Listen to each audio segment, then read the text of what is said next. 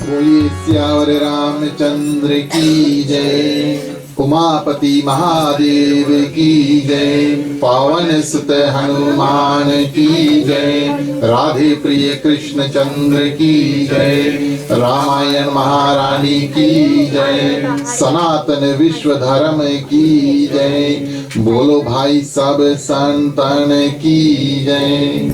उपस्थित आदरणीय श्रोतागण, अपने ओर से आदर्श सत्संग रामायण मंडली की ओर से ग्राम मालिक मालकिन श्रीमान श्रीमती जय नारायण, मुख्य श्रोता श्रीमती पुष्पावती और श्रीमान जय नारायण जी की माता जी जो यहाँ पर उपस्थित हैं श्रीमती चंद्रा जी, इन सभी की ओर से आप सभी का हार्दिक हार्दिक स्वागत करते हैं। श्री राम कथा इनके ग्राम में दूसरे दिवस में हम प्रवेश कर चुके हैं।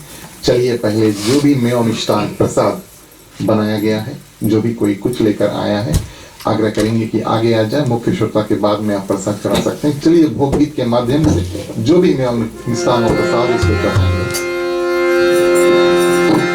राम रसिया मोरे मन बसिया, रुचि रुचि भोग लगाओ रसिया। राम रसिया मोरे मन बसिया, रुचि रुचि भोग लगाओ रसिया। राम रसिया मोरे मन बसिया, रुचि रुचि भोग लगाओ रसिया। राम रसिया मोरे मन बसिया, रुचि रुचि भोग लगाओ रसिया।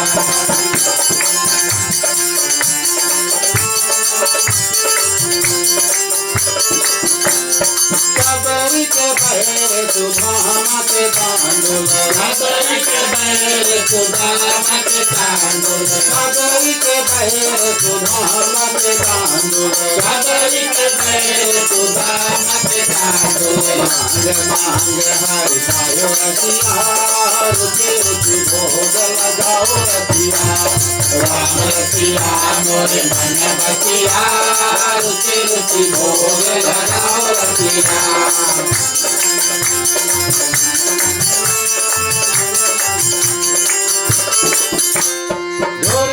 धन घर मेवा जाग्यो, घोरियो धन घर मेवा जाग्यो, घोरियो धन घर मेवा जाग्यो, घोरियो धन घर मेवा जाग्यो। भाग विधुर घर खायो रसिया, रुचि रुचि भोग लगाओ रसिया। राम रसिया मोरे मन बसिया, रुचि रुचि भोग लगाओ रसिया।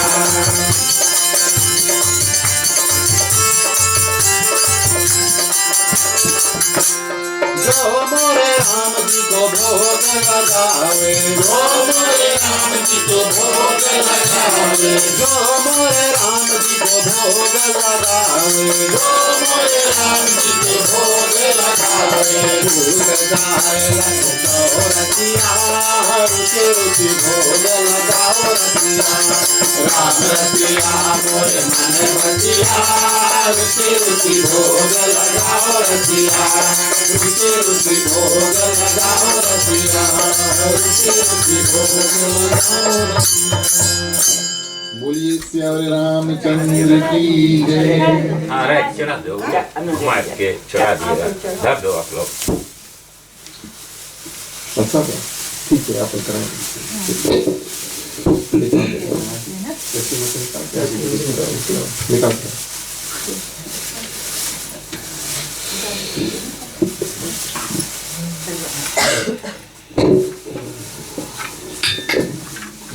धन्यवाद प्रिय श्रोतागण, एक बार फिर से आप सभी का हार्दिक हार्दिक स्वागत करते हैं।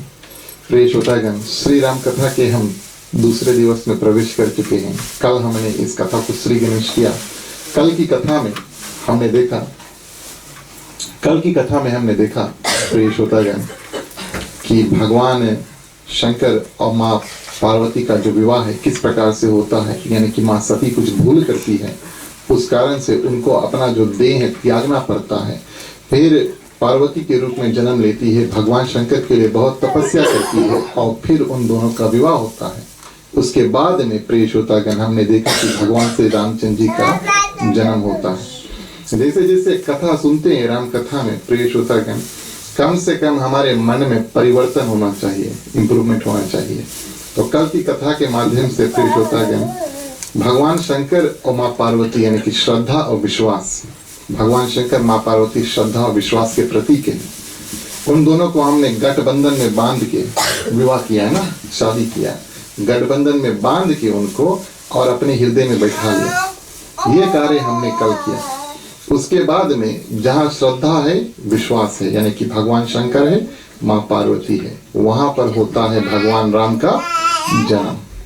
तुलसीकृत रामायण इस आधार पर बनी हुई है प्रिय श्रोतागण कि भगवान शंकर माँ पार्वती का विवाह पहले होता, तब भगवान श्री राम का जन्म होता है।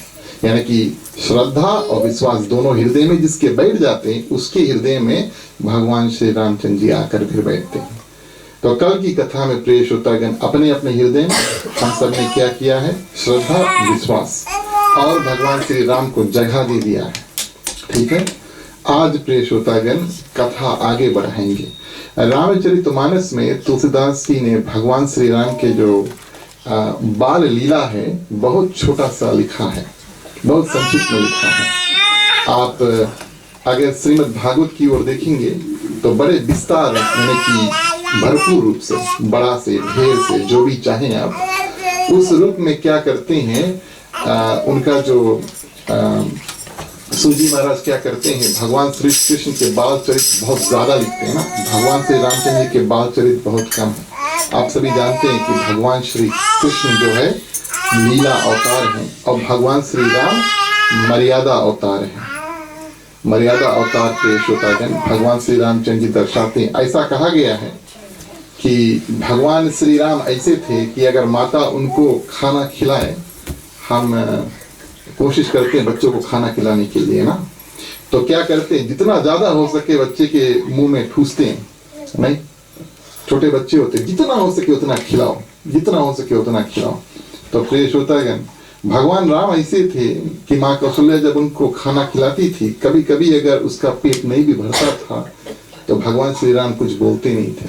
छोटे बच्चे थे लेकिन फिर भी मर्यादा ना, उनका अवतार ही मर्यादा का हुआ है। इस कारण से प्रिय श्रोतागण मर्यादा अनुसार सभी कार्य करते हैं। कभी मांग कर, छीन कर तो दूर की बात है, छीन कर कभी भगवान श्री रामचंद्र जी ने खाना नहीं खाया। सब भगवान श्री कृष्ण की बात ही अलग है प्रिय श्रोतागण। पहले तो मांग कर खाते हैं, दूसरा छीन कर खाते हैं, तीसरा कुछ नहीं मिले तो चोरी करके खाते हैं, है ना, ये बात आप सभी को जानते हैं। तो उन दोनों में थोड़ा अंतर है। उनकी लीला थी, उनकी लीला थी और इनका प्रिय श्रोतागण भगवान श्री रामचंद्र जी का मर्यादा है। तो अपने हृदय में भगवान श्री रामचंद्र जी को स्थापित करके प्रिय श्रोतागण हम आपको भगवान श्री रामचंद्र जी की जो बाल लीला है उसमें एक झलक आपको दिखाते हैं कि भगवान श्री रामचंद्र जी जब छोटे थे, जब भगवान श्री रामचंद्र जी छोटे थे प्रिय श्रोतागण, तो क्या करते हैं, हमेशा मर्यादा का पालन करते हैं। जैसे कि हमने आपसे बताया, तुलसीदास जी लिखते हैं रामचरितमानस में, प्रातः काल उठी कै रघुनाथा, मातु पितु गुरु नावही माथा। कितना सुंदर बात लिखते हैं। सुबह जब उठते हैं सबसे पहले प्रिय श्रोतागण माता पिता और अपने गुरु को माथा नवाते हैं प्रिय श्रोतागण। ये नियम है उनका जब उठते हैं ना, इस कारण से हम कथा सुनते हैं। अगर हम कथा सुन करके और इसको अपने दैनिक जीवन में धारण नहीं कर पाए तो कथा सुनने का फायदा क्या है प्रिय श्रोतागण। भगवान श्री रामचंद्र जी नित्य दिन प्रातःकाल सुबह उठते जब ना, तो क्या करते हैं, माता पिता और गुरु ये तीनों को नमन करते हैं। अगर उनके पास में होते हैं तो प्रिय श्रोतागण साक्षात उनके दर्शन करके, प्रणाम करके, पांव छूकर आशीर्वाद लेते। ये तीन माता पिता और उनके गुरु यानी कि गुरु वशिष्ठ। अगर आसपास नहीं होते, गुरु अपने गुरुकुल में रहते थे, तो क्या करते, उनको ध्यान कर लेते हैं। जिन जिनके माता पिता अभी सुरक्षित हैं और आपके साथ में हैं, तो बड़ी सुविधा की बात है। आपको कोई एक्सक्यूज नहीं है कि आप उनको आशीर्वाद लेकर या कम से कम उनको सुबह याद करके और घर से नहीं निकले। अच्छा, जिनके माता पिता नहीं है या विदेश में है, प्रिय श्रोतागण, आप बस सिर्फ ध्यान कर लो उनको, देखना आपका जो दिन है कितना अच्छा बीतेगा। ये बात हमें कथा बताती है। भगवान श्री रामचंद्र जी, प्रिय श्रोतागण, नित्य दिन ऐसा कार्य करके, कम से कम याद करके, गुरुजी अगर वहां पर नहीं होते, पिताजी यानी कि राजा दशरथ कहीं और घूमने चल देते, तो क्या करते, उनको मन में ध्यान कर लेते। ध्यान करके प्रिय श्रोतागण तब अपना जो दैनिक जीवन है यानी कि दिनाचार्य जो है, दिन में क्या करते हैं वो कार्य सब शुरू करते हैं। तो बड़े सुंदर रूप से प्रिय श्रोतागण, भगत हेतु नाना विधि करत चरित अनूप, तुलसीदास से लिखते हैं अपने भक्तों के हित के लिए अनेक छोटा छोटा कार्य तुलसीदास जी जब वर्णन करते हैं कि भगवान श्री रामचंद्र जी क्या करते हैं। एक बार ऐसा आता है प्रिय श्रोतागण, छोटा बच्चा था, तो काफी दिन जब मर्यादा का पालन कर लिया तो उन्होंने सोचा कि चलो अब थोड़ा जिद भी करना जरूरी है, बच्चे हैं जिद करेंगे ना। मनुष्य का रूप धारण किया है। एक बार क्या होता है, एक मदारी आता है। मदारी कौन होता है प्रिय श्रोतागण, डमरू बजाता है और अपने साथ में बंदर को रखता है। तो अपने जो डमरू है उसको बजाता है और बंदर क्या करता है, नाचता है। भारत में आज भी ऐसा होता है, रास्ते के किनारे तमाशा के लिए और पैसा कमाने के लिए क्या करते हैं, डमरू बजा करके बंदर जब नाचे तो लोग जो खड़ा होते हैं उनसे पैसा इकट्ठा करते हैं। ठीक है, तो ऐसे ही भगवान राजा दशरथ के द्वार पर एक मदारी आता है, बंदर को देख लेता है प्रिय श्रोतागण। भगवान श्री रामचंद्र जी बोलता मुझे भी एक बंदर लेकर आकर दो। राजा दशरथ बोला चलो ठीक है, जो है उसी को ले लो, है ना। बोले ये बंदर को मैं मदारी से खरीद लूंगा, नहीं ये बंदर नहीं चाहते। और बंदर, छोटे बच्चे जानते कैसे जिद करते, ये नहीं वो चाहते, वो नहीं वो चाहते। उनका जो मन है प्रिय श्रोतागण बहुत विचलित है ना। हमारा भी मन विचलित है बहुत ज्यादा, लेकिन छोटे बच्चे का जो मन है और ज्यादा विचलित है, जिद कर लेते, हट कर लेते हैं। आज भगवान श्री रामचंद्र जी बोले मर्यादा का कार्य काफी दिन कर लिया, चलो थोड़ा हट, थोड़ा जिद कर, नहीं हम बानर चाहते हैं, ये बंदर नहीं चाहते। प्रिय श्रोतागण, अयोध्या में जितने बंदर थे सबको पकड़ के लेकर आकर के भगवान श्री रामचंद्र जी के आगे क्या कहते हैं, परेड जो है कराया गया। उनके आगे दर्शाया गया, ये बंदर चाहते हो, ये बंदर नहीं, ये नहीं चाहते। राजा दशरथ वैसे भी प्रिय श्रोतागण बहुत बूढ़े थे ना। जब तक भगवान श्री रामचंद्र जी का जन्म हुआ तब तक राजा दशरथ के सब बाल पक चुके थे। ये बात रामचरितमानस बताती है। श्वेत बाल जब देखते हैं तब गुरु जी के पास दौड़ कर जाते हैं कि बाल तो पक गए भैया अभी तक और पुत्र नहीं है, क्या करें गुरुजी। तब गुरुजी उपाय देते हैं ना, आप सभी कथा जानते हैं। तो प्रिय श्रोतागण वैसे भी बहुत बूढ़े से थक जाते हैं, क्या करें, गुरुजी के पास जाते हैं। गुरुजी उनको बताते हैं कि इनसे, यहाँ से जो बंदर है उनसे काम नहीं चलेगा, तुम भेजो, दूत भेजो किष्किंधा जो नगर है, तो वहां से प्रिय श्रोतागण बाली जो है वो एक बानर भेजेगा। प्रिय श्रोतागण भगवान शंकर ऊपर कैलाश पर्वत पर बैठकर पूरा दृश्य देख रहे हैं, सोचते हैं अच्छा समय है, जन्म के समय ना, भगवान श्री रामचंद्र जी का जब जन्म हुआ था, जन्म उत्सव जश्न करते ना, हम भी छठी वगैरह मनाते हैं, सबको न्योता देते हैं। सभी कोई क्या करते हैं, आकर के जो लाला का या पुत्री का दर्शन करते हैं। उस समय भगवान शंकर भी आए थे रूप बना करके भगवान श्री राम का दर्शन करने के लिए, बालक का दर्शन करने के लिए। अब भगवान श्री राम थोड़ा बड़े हो गए ना, तो काफी दिन हो गए उनका दर्शन करने के लिए, चलो फिर से दर्शन कराए। इधर राजा दशरथ दूत भेजते हैं प्रिय श्रोतागण, उधर भगवान शंकर क्या करते हैं, खुद मदारी का रूप बना करके, और क्या करते हैं, मदारी का रूप बना करके हनुमान जी को लेते हैं। जितना छोटा भगवान श्री रामचंद्र जी उतने छोटे हनुमान जी। हनुमान जी से कहते हैं चलो आज स्वामी ने बुलाया है।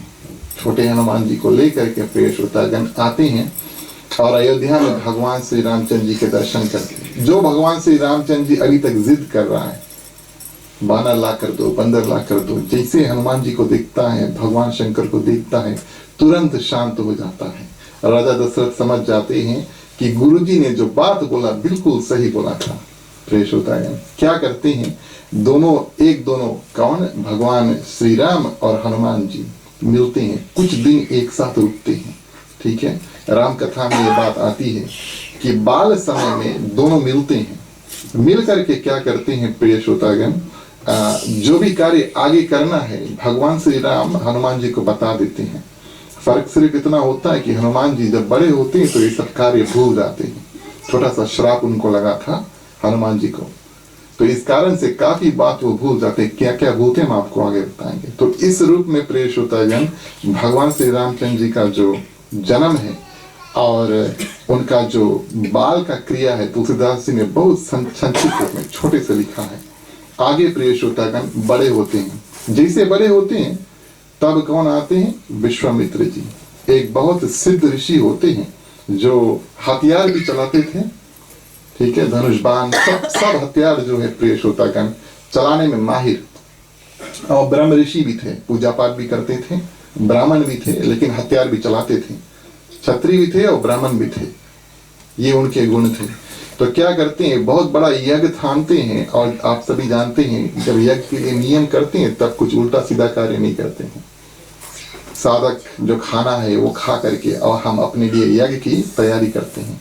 तो प्रिय श्रोतागण ये विश्वामित्र जी भी क्या करते हैं, अपने सभी हथियार को धर देते हैं और तपस्या करते हैं, बहुत दिन तक तपस्या करते हैं। हवन करने का समय आया, जब हवन करने का समय आया तब कुछ राक्षस उसको बहुत ज्यादा परेशान करने लगते हैं। रामचरितमानस में ताड़का और सुबाहु प्रिय श्रोतागण दो राक्षसों के बारे में बताया है। एक और राक्षस के बारे में बताया है मारीच। दो को भगवान श्री रामचंद्र जी मार देते हैं, मारीच को छोड़ देते हैं, बोले जाओ बाद में तुमको मारेंगे। ताड़का और सुबाहु प्रिय श्रोतागण तो यज्ञ की सुरक्षा करने के लिए विश्वामित्र जी आते हैं और राजा दशरथ से अनुरोध करते हैं कि अपने दो पुत्रों को दे दो, राम और लक्ष्मण नाम लेकर पुकारते हैं। अच्छा, लोग कभी कभी शंका करते हैं कि राम और लक्ष्मण को क्यों लेकर गए प्रिय श्रोतागण।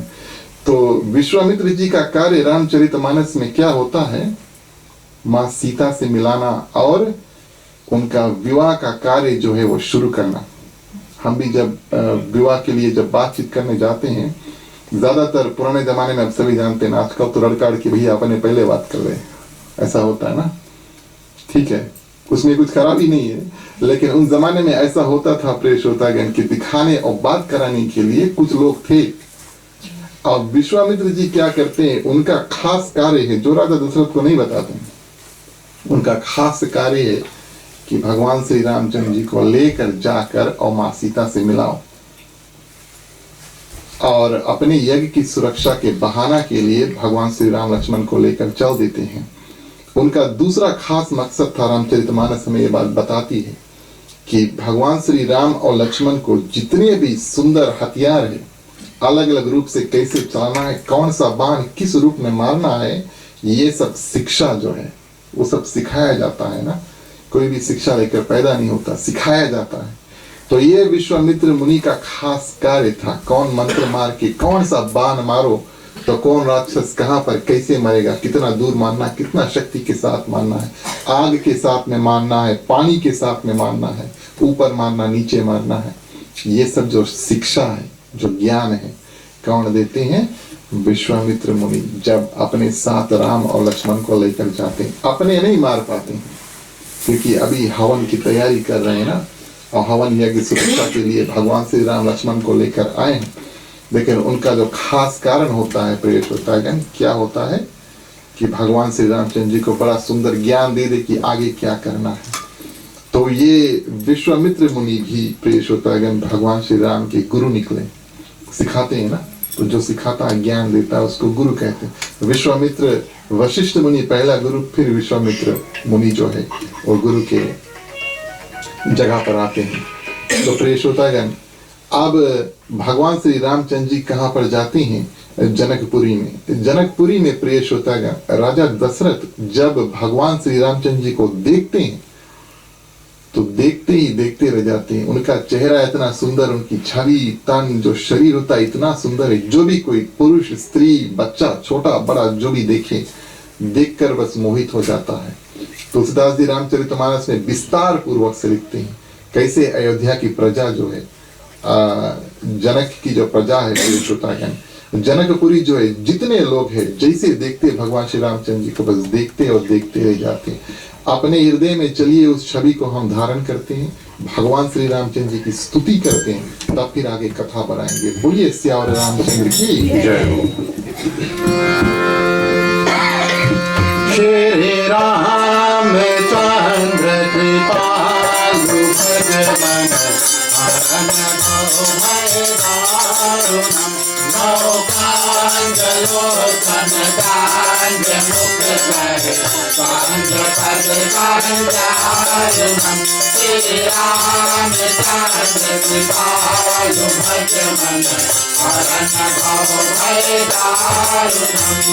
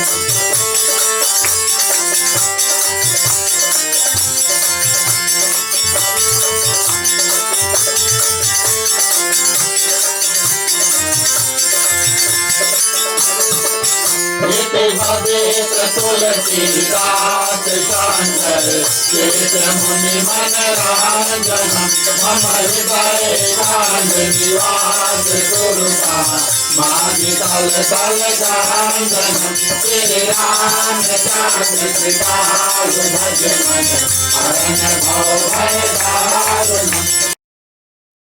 श्री राम चंद्र कृपालु भजमन हरन भव भय दारुणम।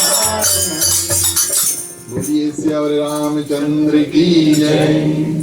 थोड़ा जोर से बोलना पड़ेगा। बोलिए सियावर रामचंद्र की जय। धन्यवाद। हमें भी थोड़ा पता लगे तब फिर जागे कि धन्यवाद। हम जानते हैं आप सभी को जागे कथा सुन रहे, प्रेष होता ज्ञान। तो इस रूप में क्या होता है, जनकपुरी में मिथिला में पहुंच करके, जनकपुरी यानी कि राजा जनक का जो पुर जिसका नाम मिथिला होता है, मिथिला नरेश राजा जनक यानी कि माँ सीता के पिता जो होते हैं, वहां पर पहुंचते सबसे पहले राजा जनक जो है भगवान श्री रामचंद्र जी का दर्शन करता है और विश्वामित्र मुनि क्या करते हैं, दोनों को मिलाते हैं, कौन है, किसके पुत्र हैं, किस प्रकार से प्रेष होता है, किसी को एक दूसरे से मिलाया जाता है, आगे हम आपको बताएंगे। बड़े सुंदर रूप से मिलते हैं और भगवान श्री रामचंद्र जी फिर आगे इस प्रसंग को फुलवाड़ी का प्रसंग कहा गया है। और फुलवाड़ी के प्रसंग में क्या होता है, विश्वामित्र मुनि के पूजा के लिए, फूल बटोरने के लिए भगवान श्री रामचंद्र जी जाते हैं बगीचा में, अशोक वाटिका में जाते हैं, जो फूल का बगीचा होता है वहां पर जाते हैं। और वहां से जब पौधे देख करके प्रेष होता गण और फूल जो है बटोरते हैं, वहां पर उनके दर्शन होते हैं माँ सीता से। ये इनका प्रथम मिलन होता है। तुलसीदास जी लिखते हैं इसको फुलवाड़ी का प्रसंग, क्यों, फूलों के बीच में उनका मिलन जो है प्रेष होता गण वो होता है। एक दोनों एक दूसरे को देखते हैं। भगवान श्री रामचंद्र जी जाते हैं फूल बटोरने के लिए विश्वामित्र मुनि के पूजा के लिए। माँ सीता जाती है गौरी माँ के मंदिर पूजा करने के लिए। ये खास बात हम आपको बताते हैं। जो भी कोई इच्छा अनुसार अगर वर या वधू चाहता है ना, विवाह करना चाहता है और किसी को खोजा नहीं है, चलो ठीक है, अपने मन इच्छा अगर वधू या वर, पुरुष अगर स्त्री चाहता है, स्त्री अगर पुरुष चाहते विवाह करने के लिए, तब पूजन करना भगवान शंकर का, माँ पार्वती का। गौरी माँ का पूजन के बारे में तुलसीदास जी ने लिखा है कि माँ सीता हृदय में कामना लेकर जाती है। जब भगवान श्री रामचंद्र जी के छवि जो है वो देख लेती, बात नहीं होता, ठीक है, आंख से मिलती है। मर्यादा का कायम करते भगवान श्री रामचंद्र जी सिर्फ देखते हैं दोनों एक दूसरे को, एक भी बात नहीं होता। वो जमाना चल दिया ना, बिना देखे बिना बात किए विवाह शादी करने का जो जमाना है प्रेषित है, वो अंत हो चुका। लेकिन ऐसा था भगवान श्री रामचंद्र जी के साथ में जो प्रेम है, और दोनों के हृदय में एक दूसरे के लिए प्रेम जो है उसी जगह पर देख कर उपज जाता है। आजकल हम लोग कहते हैं ना, लव एट फर्स्ट साइट, आपने कभी सुना है? लव एट फर्स्ट साइट, बस उसी प्रकार से तुलसीदास जी लिखते हैं यहाँ पर, बड़े सुंदर रूप से लिखते हैं कि दोनों एक दूसरे को देखते हैं, आंख से आंख मिला करके दोनों एक दूसरे को देखते हैं। एक दूसरे की जो छवि हम आपको देखते हैं ना, तो हमारी जो आंख है, हमारा जो मन है, वो एक चित्र बनाता है, फोटो बनाता है ना। तो इस रूप में हम आपको पहचान लेते, कोई और अलग व्यक्ति उसको पहचान लेते हैं। दोनों एक दूसरे की जो छवि है अपने अपने हृदय में उसको धारण कर लेते हैं। ऐसे करके प्रिय श्रोतागण, भगवान श्री रामचंद्र जी लौट करके विश्वामित्र मुनि के पास चल देती हैं, और माँ सीता जा करके अब जान गई है कि उनको किससे विवाह करना है। जाकर के गौरी माँ से प्रार्थना करती है।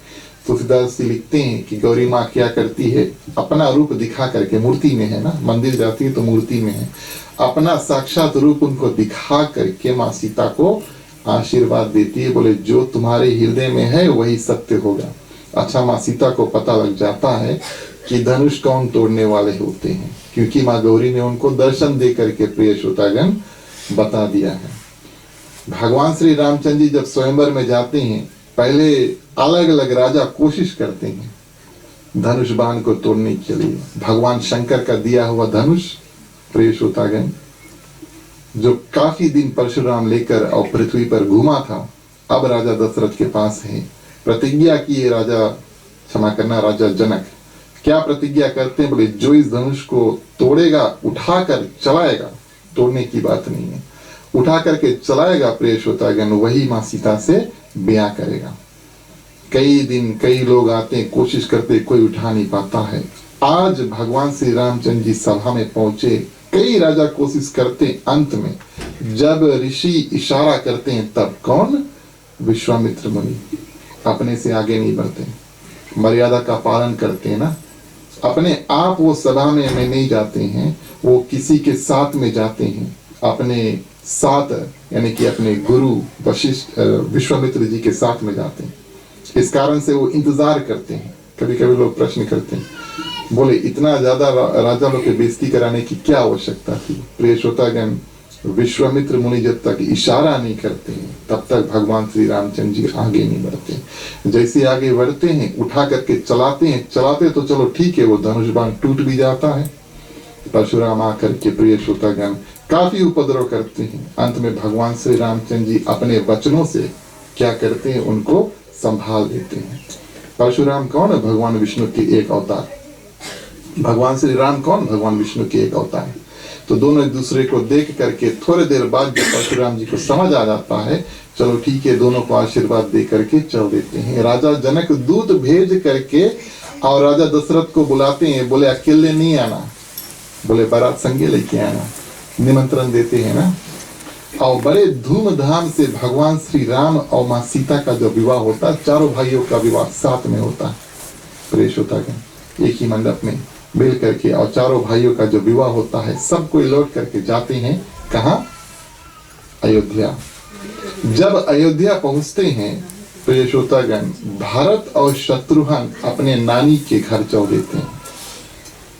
कई देश चल देते हैं अपने नाना नानी के घर में रहने के लिए। कभी कभी लोग प्रश्न करते क्यों जाते हैं। देखिए, जो माँ कई थी, उनके जो पिताजी थे उनके हृदय में एक तमन्ना था कि जो भी कोई कैकेयी का पुत्र होगा वही राजा बने। भरत ये बात जानते थे, लेकिन भरत ये चाहते थे कि भगवान श्री रामचंद्र जी राजा बने। तो वहां से कैकेयी देश के जो राजा है, यानी कि माँ कैकेयी के जो पिता है, कुछ उल्टा संदेश नहीं भेजे। इस कारण से उनको मनाने के लिए काफी दिन से प्रेष होता गण भरत जो है अपने नाना नानी के घर में रह रहा। तुलसीदास जी बताते हैं, राजा दशरथ का जब देहांत होता है, भरत अयोध्या में नहीं थे, उनको नाना नानी के घर से बुलाना पड़ता है ताकि वो जो राजा दशरथ का अंतिम क्रिया है वो हो सके। तब तक भगवान श्री रामचंद्र जी वन को जा चुके होते हैं। तो प्रेष होता है गण भरत शत्रुघ्न, इनको कोई अलग नहीं कर सकता। भगवान श्री राम और लक्ष्मण, इनको कोई अलग नहीं कर सकता। मंत्रा अपना काम करती है, माँ कैकेयी अपना काम करती है, और इस रूप में प्रेष होता है भगवान श्री रामचंद्र जी का वनवास होता है। तुलसीदास जी बारीकी से वनवास के बारे में बताते हैं। भगवान श्री रामचंद्र जी अलग अलग संतों के दर्शन करके अंत में क्या करते हैं, चित्रकूट में जाकर के अपना धाम जो है वो बना लेते हैं। राजा दशरथ क्या करते हैं, अपना प्राण को त्याग देते हैं भगवान श्री रामचंद्र जी के वियोग में, है ना। भगवान श्री रामचंद्र जी के वियोग में 10 दिन इंतजार किया। सुमंत जब लौट कर आया और बताया कि राम लक्ष्मण सीता नहीं आने वाले हैं, तो राजा दशरथ क्या करते हैं, अपने प्राणों को त्याग देते हैं, जाकर स्वर्ग में इंतजार करते हैं। तो प्रेष होता है भगवान श्री रामचंद्र जी जब वन पहुंचते हैं, 13 साल बड़ा सुंदर बीतता है। तो वास्तविक तौर पर अगर हमें गृहस्थी जीवन कैसे चलाना है, गृहस्थी जीवन यानी शादी ब्याह जब होता है ना, पति पत्नी के बच्चे होते हैं, गृहस्थी जीवन कैसे चलाना है, क्या क्या कार्य करना है, ये भगवान श्री राम, माँ सीता और लक्ष्मण जब बन जाते हैं तब पता लगता है। संतों के दर्शन, सुबह शाम पूजा, क्या क्या दिन में क्या क्या कर्म, रात के क्या क्या कर्म, बड़े सुंदर रूप से तुलसीदास जी वर्णन करते हैं। ऐसा करते करते 13 साल बीत जाता है। 14 साल का वनवास था ना, 13 साल बीत जाता है। और चौथे साल में जो 14वां साल होता है, प्रेष होता है गण, उसमें रावण आकर के माँ सीता को हर कर लेकर चल देता है। ठीक है, जब रावण आकर के माँ सीता को हर कर लेकर चल देता है, तब प्रेष होता है गण भगवान श्री रामचंद्र जी और लक्ष्मण अब उनको खोजने निकलते हैं। अच्छा समझने, ये कथा तो आप सभी को जानते हैं। समझने वाली बात क्या है कि माँ सीता जो है वो भक्ति का प्रतीक है। भक्ति को जाकर के खोजना पड़ता है। प्रेष होता है अपने हृदय में भक्ति को धारण करने के लिए, यानी कि माँ सीता, उनको जाकर के खोजना पड़ता है। हमने आपसे बताया कि भगवान श्री रामचंद्र जी जा करके जनकपुरी में यानी कि मिथिला में माँ सीता से दर्शन करते हैं। उनको जाकर के ढूंढना पड़ता है। भक्ति घरे बैठे से नहीं हुई, कुछ ना कुछ कार्य करना पड़ता है। कम से कम आपको कुछ कदम चल के अपने पूजा स्थान जा करके वहां पर बैठना पड़ता है, मंदिर जाना पड़ता है, ऐसे ऐसे कथा में आना पड़ता है। ठीक है, तो भक्ति करने के लिए निकलना पड़ता है। भक्ति को खोजने के लिए कुछ ना कुछ उपाय करना पड़ता है। जितना लोग जाकर के माँ सीता को खोजते हैं, वास्तविक तौर पर सभी कोई भक्ति को खोजते हैं। भगवान श्री रामचंद्र जी भक्ति को खोजते हैं, लक्ष्मण भी। जितने बानर थे प्रेष होता गण, सभी कोई भक्ति के तलाश में माँ सीता के पीछे और जाते हैं, और सभी कोई अंत समय भक्ति को प्राप्त करते। कैसे? माँ सीता उनको आशीर्वाद देती है कि तुम्हें सदा भगवान श्री रामचंद्र जी के प्रीति जो है वो बनी रहे। तुलसीदास जी ऐसा वर्णन करते हैं।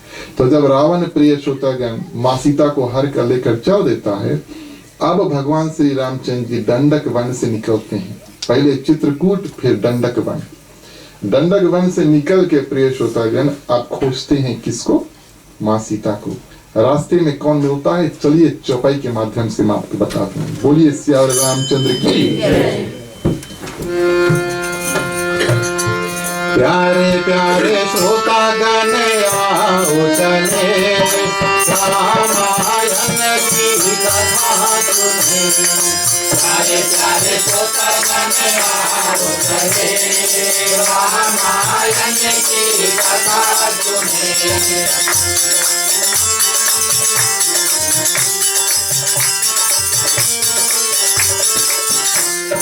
मान मंगलमय रामायण नामो ताकु प्रथम महि नामो रामायण तुम करु पिताया दुख भय दूर निकट जो आया जय जय सुता गण राम चले रामायण की कथा सुने।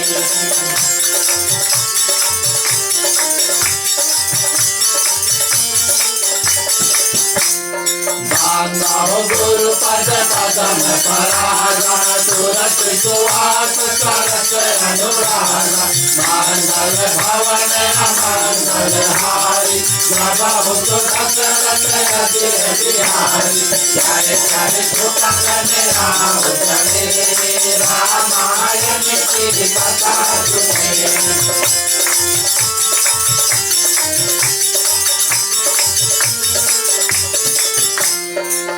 जय चले बहुरी रघुराया एक मुख पर्वत नियराया तारह सचिव सहित सुरवीरा आवत देखे अतुल बल छीरा जय जय सुत गण राम चले रामायण की कथा सुने।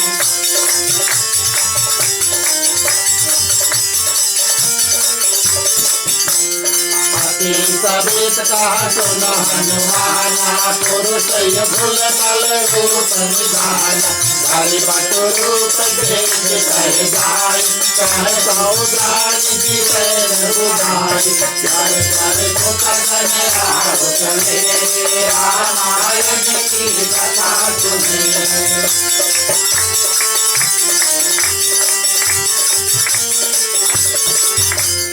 पतरे भारी होई मन मैला भागव तुरंत कजो यहाँ कहला शीत रूप धरि कपि कहाँ गय हो मात नहाई लग पूतक भय हो प्यारे प्यारे सुत गण राम चले रामायण की कथा सुने। प्यारे प्यारे सुत गण राम चले रामायण की कथा सुने। बोलिए सियावर रामचंद्र की धन्यवाद। तो प्रिय श्रोतागण, अब भगवान श्री रामचंद्र जी और लक्ष्मण निकलते हैं भक्ति की खोज में। सबसे पहले उनको रास्ते में मिलते हैं जटायु। जटायु वो पक्षी होता है, चिड़िया होता है प्रिय श्रोतागण, जो रावण से युद्ध करता है माँ सीता को बचाने के लिए। सबसे पहले तो रावण राक्षस क्या करते हैं, जटायु के पंख काट देते हैं। थोड़ा बूढ़ा था लेकिन फिर भी प्रिय श्रोतागण माँ सीता को बचाने के लिए गया ऊपर लड़ने के लिए रावण से। रावण अंत में क्या करते हैं, उनके पंख काट देते हैं। और जब आप सभी जानते चिड़िया जब उड़ता है तो पंख है तब उड़ते हैं, पंख नहीं है तो नहीं उड़ते। पंख जब काट देते हैं बेचारा जटायु क्या करता है, नीचे गिर जाता है। और किस रूप से प्रिय श्रोतागण भगवान श्री रामचंद्र जी खोजते हैं। जो जंगल में गिरते हैं ना, तो जंगल में से आवाज निकलता है, राम राम ऐसा आवाज निकलता है। अंत समय में प्रिय श्रोतागण अगर राम नाम मुख से निकल जाए कितनी सुंदर बातें हैं। जटायु मरने वाला है, उनके प्राण छूटने वाले हैं, तो प्रिय श्रोतागण भगवान आए नहीं आए लेकिन मुख से राम नाम निकल रहा है। ये ऐसा भक्त था भगवान का। तो उसके मुख से राम राम का शब्द सुनते सुनते प्रिय श्रोतागण और दोनों भाई पहुंचते हैं। राम लक्ष्मण जब पहुंचते हैं तब जटायु बताते हैं कि कोई राक्षस, क्योंकि वो ये बात नहीं जानते कि रावण लेकर गया ना, बोले कोई राक्षस जो है एक सुंदर स्त्री को यहाँ से उठाकर लेकर जा रहा था और मैं जाकर जब कोशिश किया पंख काट दिए, गिर गया। तो प्रिय श्रोतागण जटायु अपने प्राण त्याग देते हैं। जो भगवान श्री राम अपने पिता के अंतिम संस्कार नहीं कर पाए ना, बड़े सुंदर रूप से उस चिड़िया के अंतिम संस्कार करते हैं, उनके सामने मरते हैं। तो कितनी सुंदर बात है, भगवान उनको अपने धाम भेज देते हैं जटायु को, बोले जाओ वैकुंठ, है ना, बोले जाओ वैकुंठ। तो प्रिय श्रोतागण बड़े सुंदर रूप से उनका अंतिम संस्कार करते, अपने पिता के समान। अपने पिता का जो अंतिम संस्कार नहीं कर पाया लेकिन पक्षी का बड़ा सुंदर रूप से करके भगवान श्री रामचंद्र जी आगे बढ़ते हैं। कड़ी से कड़ी कैसे मिलती है, जटायु बताते हैं यहाँ से आगे आप जाना और मिलेगी माँ शबरी। माँ शबरी बताती है ऋषिमुख पर्वत पर मिलेगा सुग्रीव। जब सुग्रीव मिल जाते हैं तो हनुमान जी के माध्यम से मिलते हैं विभीषण। माँ सीता का सुधी मिलता है, विभीषण मिलते हैं, और तब फिर प्रिय श्रोतागण वानर सेना जो है सेतु बांध करके जाती है। तो ये बात हो जाती है कि एक कड़ी से दूसरी कड़ी जो है किस रूप से जुड़ते हैं। जटायु बताते हैं कि माँ शबरी के पास जाओ। माँ शबरी की कथा करना अनिवार्य इस कारण से है प्रिय श्रोतागण कि उनमें 9 प्रकार की भक्ति भरी है। 9 प्रकार की भक्ति। जो भी कोई भक्ति के रास्ते में निकलता है ना, अब हम सभी भक्ति की खोज में, कथा भी तो माँ सीता की खोज का ही है, तो हम सब भक्ति के रास्ते पर निकलते हैं। किस रूप से कौन प्रकार के भक्ति है इसको जानना जरूरी है, ताकि अपने हृदय में जो भक्ति है वो जाग सके, और दूसरे में जब कभी भक्ति होए तो भैया हम उसको पहचान सकें। ठीक है, 9 प्रकार की भक्ति हम आपको संक्षिप्त में बताते हैं। माँ शबरी बहुत सुंदर रूप से बहुत दिन से इंतजार करती है, एक बात पर टिकी है। उनके गुरुजी ने उनको बताया था, गुरु का आज्ञा का उन्होंने हजारों वर्ष पालन किया। बोले तुम इसी आश्रम में रहो, मतंग ऋषि बताते हैं इसी आश्रम में बोले तुम रहो, और बोले एक दिन भगवान श्री राम आएंगे और तुमको दर्शन देंगे। प्रिय श्रोतागण, ये नहीं बताया कब आएंगे, अपने धाम को चल देते हैं। माँ शबरी इंतजार करती है, आज आएंगे, कल आएंगे। आजकल हम जब पौनागिरी करते हैं ना, दूसरे के घर पर जाते तो पहले से हम इंतजाम कर लेते हैं, भैया शनिचर अच्छा रोज है, बैठे कीजिए, नहीं तो चलो शनिचर के बैठेंगे, पहले से प्लानिंग हो जाता है ना। माँ शबरी को इस बात का पता नहीं है कि भगवान श्री राम कब उनके ग्राम में पधारेंगे।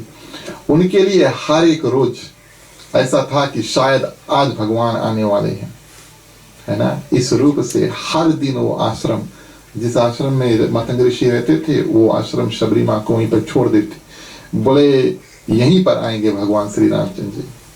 हर दिन आश्रम को साफ करके सफा करके प्रिय श्रोतागण पानी वगैरह, फूल वगैरह, आसन वगैरह तैयार हर दिन। लगभग 10,000 वर्ष ऐसे बीत जाता है। अचंबा नहीं खाना, वो त्रेता युग का समय था। त्रेता युग में प्रिय श्रोतागण लोगों की जो जीने की अवधि थी ना, बहुत बड़ा था, बहुत बड़ा था। आजकल लगभग 100 वर्ष की है, चलो ठीक है, 100 पहुंच गए तो सुंदर बात है। त्रेता युग बहुत बड़ा युग था, और युग भी बड़ा था, लोग भी बड़े थे हाइट में। ये तुलसीदास श्री रामचरितमानस में लिखते हैं, हाइट में भी बड़े थे प्रिय श्रोतागण, और उनका जीवन भी बहुत ज्यादा था।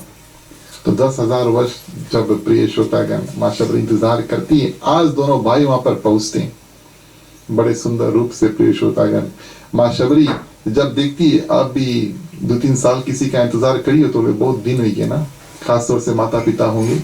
अगर पीजी में आप जाएंगे, 2-3 साल से नहीं देखा भैया, जैसे जाइयो देखियो आंसू टपके लगी, नहीं आंसू टपके लगी। ये हृदय हमारा इतना कोमल है ना। माँ शबरी इतने दिन से इंतजार करती है प्रिय श्रोतागण, तुलसीदास से लिखते हैं कि नैनन नीर, आंसू बहने लगते हैं। जो आंसू है वैसे तो पानी से धुलाना चाहिए, भगवान की गोड़ पानी से धुलाते हैं, संग संग उनके जो आंसू है वो भी भगवान श्री रामचंद्र जी के जो पांव है वो धुलाते हैं। पानी वगैरह देते हैं पीने के लिए, आसन पे बैठाते हैं। बैर प्रिय श्रोतागण संतों ने लिखा है, देखिए अगर आपके मन में शंका है, संतों ने लिखा है कि चक चक के बैर खिलाते हैं, चुन चुन कर लेकर आते हैं पेड़ में से, फिर पहले चखते हैं ना, खाते हैं मीठा है कि नहीं, नहीं मीठा बिक दे, मीठा है तब भगवान श्री रामचंद्र जी को देते हैं। तुलसीदास ने इसके बारे में नहीं लिखा, शायद उनको अच्छा नहीं लगा कि भगवान श्री रामचंद्र जी कोई झूठा वस्तु खाए, लेकिन सभी संतों ने इसके बारे में गाया है। प्रिय श्रोतागण चक चक के बैर खिलाते हैं। और जब पूछते हैं कि किस प्रकार से आपकी सेवा करूं, माँ शबरी पूछती है ना, बोले मैं कुछ जानती नहीं हूँ, मैं साधारण स्त्री हूँ, साधारण नारी हूँ, किस प्रकार से आपका पूजा पाठ करूँ ये बात कुछ नहीं जानती हूँ, कैसे भक्ति करूँ। भगवान श्री रामचंद्र जी बताते हैं आपके पास 9 प्रकार की भक्ति है। प्रथम भक्ति संतन करी संगा, संतों का संग। कैसे जो शबरी माँ होती है संतों का संग करती है, बहुत सालों तक मतंग ऋषि के आश्रम में रहती है। मतंग ऋषि के आश्रम में जब रहती है, ढेर संत वहां पर होते, ब्राह्मण वगैरह होते, पूजा पाठ कथा वगैरह चलते रहता है। ये संतों का संग, ये बड़ा अनमोल वस्तु है कि कभी आपको संत के दर्शन मिल जाए और उनके साथ कुछ समय बिताने का अवसर प्राप्त हो जाए। वैसे एक बात हम आपको बताते हैं, ये जो संतों की भावना है, किस प्रकार से वो व्यवहार करते हैं, बात करते हैं, चलते हैं, क्या करते हैं, इस पर थोड़ा ध्यान दे और अपने जीवन में अगर हम उतारे तो हम सब संत बन सकते हैं। यहाँ कहीं लिखा नहीं है कि भैया जो ब्राह्मण है वही सके संत बने, ठीक है। जो संत है उनके कुछ लक्षण होते हैं, बार बार तुलसीदास लिखते हैं लक्षण, यानी अगर आप देखोगे और अपने जीवन में वो क्या करते हैं, कर्म के माध्यम से प्रिय श्रोतागण वो संत बनते हैं, ठीक है। तो हम सभी कोई जब हम कभी सुने कि संत ऐसे थे वैसे थे, वो आप भी बन सकते हैं, नहीं तो कथा सुनने में कोई फायदा नहीं है ना। हम प्रिय श्रोतागण जब कथा सुनते हैं तो क्या कर सकते हैं हम आपको बताते हैं। आप बैठ कर टीवी देखते हैं ना, आप बैठ कर टीवी देखते हैं और दो व्यक्ति वहां पर कुछ कर रहे होते हैं, तो आप सोचते हैं कि मैं यहाँ हूँ और वो वहां पे है, वो एक दृश्य है। लेकिन कभी कभी वो जो टीवी पे आप कोई भी वस्तु, मूवी वगैरह, सीरियल वगैरह देखते हैं, इतना स्वाभाविक हो जाता है, इतना पसंदीदा हो जाता है कि हम अनुमान लगाते कि हम टीवी में घुसे हुए हैं, है ना। अब क्या करेगा, या मैं क्या करूंगा, या मैं क्या करूंगी, ये सब सोचने लगते हैं। तो प्रिय श्रोतागण, राम कथा जो है वो हमसे दूर नहीं है, हम भी उसके एक हिस्सेदार हैं। जैसे भगवान श्री रामचंद्र जी अपना जीवन निर्वाह करते हैं, वैसे हम सब भी अपना जीवन निर्वाह करते हैं ना। हम भी सुबह उठते हैं, हम भी शाम को सोते हैं, हम भी खाना खाते हैं, ये सब कार्य हम भी करते हैं ना, ठीक है कि नहीं।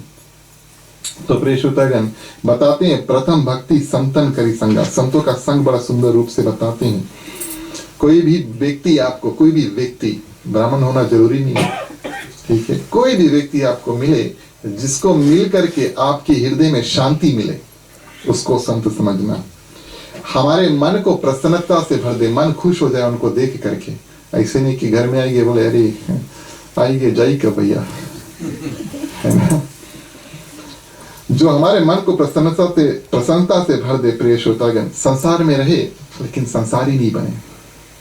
फर्क है ना, संसार में हम सभी को रहते हैं लेकिन संसारी नहीं बनते, और सब में ईश्वर देखते हैं प्रिय श्रोतागण। ऐसे व्यक्ति को संत कहते हैं। उनका संग जरूरी है, जितना हो सके उनका संग करो। जैसे करोगे संग वैसे चढ़ेंगे रंग, यानी कि जिस व्यक्ति का आप संग करोगे उसका प्रभाव आपके ऊपर पड़ेगा। भैया अच्छा व्यक्ति संग करोगे तो सुंदर प्रभाव पड़ेगा, बुरा व्यक्ति के संग करोगे खलास, राम नाम सत्य है। दूसरा बताते हैं, मम कथा प्रसंगा। हृदय से जाकर के जितना हो सके कथा को सुनो, भगवान के चरित्र में प्रेम रखो और भाव से और प्रेम से कथा को सुनो, और बड़े सुंदर रूप से जो भगवान का ध्यान करते कथा, मम कथा प्रसंगा, जो भगवान के कथा प्रसंग को प्रसन्न करते हैं, सुनते उनको खुशी लगती है ना। आप सभी को राम कथा में आते हैं, ये दो कार्य हैं। एक तो नौता पूर्ण करने आए हैं। अगर श्रीमान जय नारायण जी ने आपको नौता नहीं दिया होता तो आप आज यहाँ पर नहीं होते। ये नौता पूर्ति का सबसे प्रथम सीढ़ी। दूसरा सीढ़ी प्रिय श्रोतागण ये बताती हैं कि कथा सुनकर उसमें रस जो है हृदय में डालो, मम कथा प्रसंगा। तीसरा बताते हैं, गुरु पद पंकज सेवा। बड़ी सुंदर बात है। माता जी आपके गुरु यहाँ पर उपस्थित है, एमपी जी, आपको पीजी में मिली थी कभी? यहाँ पर मिले हैं, धन्य हो। तो जैसे कि आपने आपको अपने जो गुरु है उनका दर्जा यहाँ पर स्थान रखा है, तो तुलसीदास जी बताते हैं, भगवान श्री रामचंद्र जी माँ शबरी को बताते हैं, गुरु पद पंकज सेवा। गुरु का सेवा में कोई कमी नहीं रहने देना। ये नहीं कि गुरु चाहे फीजी में या कहीं दूर रहता है तो भैया हम उनकी सेवा नहीं कर सकते। चित्र है, चित्र भी नहीं है, चलो ठीक है, आप मन में उनका ध्यान कर सकते हैं, कभी काल उनसे बात कर सकते हैं। और ये जो बिना मान के और सब कुछ गुरु में समर्पण करके अपने जो गुरु जो बताते हैं जैसा कार्य करते हैं प्रिय श्रोतागण, भगवान के सच्चे भक्त। ये तीसरा भक्त का सीढ़ी होता है। चौथा बताते हैं, मम गुण कपट तजी गान। भगवान की भक्ति करो लेकिन उसमें कोई कपट, जब हम अपना दैनिक जीवन करते हैं किसी भी प्रकार का कपट हृदय में नहीं रखना, और निर्मल चित्त से प्रभु के गुण गाना, शांत चित्त रूप से, गुस्साई के नहीं, ठीक है। कथा भी करते हैं प्रिय श्रोतागण, एक साधारण रूप से कथा करते हैं, कीर्तन भी करते हैं साधारण रूप से कीर्तन करते हैं, क्योंकि ये भगवान के भक्ति से जुड़ा हुआ होता है। तो बताते हैं, मम गुण कपट तजी गान। और आगे बताते हैं, मंत्र जाप दृढ़ कर विश्वासा। अगर मंत्रों का जाप करो तो उसमें विश्वास भी करो। खाली बोलते हैं, मुख से बोलते हैं और मन कहीं और है, तो प्रिय श्रोतागण, मन और जो मुख जो बोल रहा है दोनों साथ में होना चाहिए, तब हृदय में विश्वास होगा कि हम जो बोल रहे हैं वो सही है। थोड़ा पूजा करो, कोई बात नहीं, लेकिन मन से करो, ध्यान से करो, और अच्छी तरह से जितना समय आप पूजा कर सकते हैं प्रिय श्रोतागण, उतना समय करके, लेकिन हृदय से पूजन करो और विश्वास से पूजन करो। ये भगवान श्री रामचंद्र जी गाते, मंत्र जाप दृढ़ कर विश्वासा। मंत्रों का जाप करो, विश्वास रखो कि भगवान श्री रामचंद्र जी आए। माँ शबरी से बताते हैं, आप 10,000 वर्ष तपस्या करके हमारा नाम जपती थी, आ जाएंगे राम, आ जाएंगे राम, कल आएंगे राम। प्रिय श्रोतागण, आज मैं आ गया हूँ, विश्वास रखो, भगवान श्री रामचंद्र जी दर्शन देंगे। कर्म निरंतर निरंतर सद धर्मा। जो प्रिय श्रोतागण, साधारण जीवन जो है, ऐसा अपना जीवन का पालन करना, इंद्रियों पर ध्यान रखना। हमारे 5 सेंसेस है ना, 5 सेंसेस है, आंख है, कान है, नासिका है, जीभ है, हाथ है, ये 5 सेंसेस है ना। ये अलग अलग वस्तु करना चाहेंगे, इन पर हमें काबू रखना है। मुख में क्या जाए, पेट में क्या जाए, ये बात ध्यान देना है। ज्यादा नहीं खाए, कम नहीं खाए, शुभ जियो या फूल जियो, है ना, ध्यान देना है। उसी प्रकार प्रिय श्रोतागण, आंखों का जो निरीक्षण है, क्या देखे क्या नहीं देखे, ध्यान देना है, विवेक से कार्य करना है। तो ये बात भगवान श्री रामचंद्र जी बताते हैं। और सब में मोहमय देखा, सब में वही राम है, सब में वही श्याम है। संतों ने गाया है ना, सब में भगवान का दर्शन करना, ये संत के लक्षण होते हैं। और माँ शबरी को बताते हैं, जिससे जो कोई माँ शबरी के आश्रम में आते हैं ना कोई रोज आ जाते हैं, आप राम हो, पहला प्रश्न करते हैं, इंतजार करें ना, आप राम हो। तो प्रिय श्रोतागण, सब में राम देखना, ये एक संत की भावना है। जथा लाभ संतोषा, सपने नहीं देखी परतोषा। बड़ा सुंदर रूप बताते हैं। बोले आप एक उंगली उठा करके किसी की ओर इशारा करोगे तो 3 उंगली हमारे पास होगा ना। अब जानते हैं ना, ऐसे अगर किसी को हम किसी की इशारा नहीं करेंगे, लेकिन किसी को अगर आप इशारा करेंगे तो 3 उंगली, फिर ऐसे तो आप इशारा नहीं करते ना, नहीं। तो प्रिय श्रोतागण, कहते हैं कि दूसरों में दोष नहीं खोजो, किसी भी प्रकार का दोष दूसरों में नहीं खोजो। देखना है तो अपने हृदय में जाके देखो कि अपने हृदय में हम क्या परिवर्तन कर सकते हैं, इंप्रूवमेंट कर सकते हैं। जब आप दूसरों का दोष खोजोगे प्रिय श्रोतागण, तो आपका जो ध्यान है अपने ऊपर और भगवान के ऊपर से हटकर एक तीसरे के ऊपर चल देता है। इसलिए भगवान श्री रामचंद्र जी कहते हैं कि बड़ा ध्यान से करो। आखिरी जो बातें बताते हैं, सरल सब सन छन हीला, मन भरोसा हर्ष न दीना। सरलता से रहना, जीवन में जितना आपको जरूरी है प्रिय श्रोतागण, वो सब कार्य करना। और उसके बाद में क्या बताते हैं कि किसी के साथ कपट ना करके मुझ में यानी कि प्रभु में विश्वास करना और भरोसा रखना। ये बात भगवान श्री रामचंद्र जी बड़े सुंदर रूप बताते हैं। भरोसा रखना, अलग अलग रूप से प्रिय श्रोतागण हम भगवान की जो भक्ति है उसको पा सकते हैं। चलिए चौपाई के माध्यम से आगे बढ़ते हैं। बोलिए सियावर रामचंद्र की जय। मंगल भवन मंगल हारी, प्रभु सुदशरथ अजय बिहारी। मंगल भवन मंगल हारी, प्रभु सुदशरथ अजय बिहारी।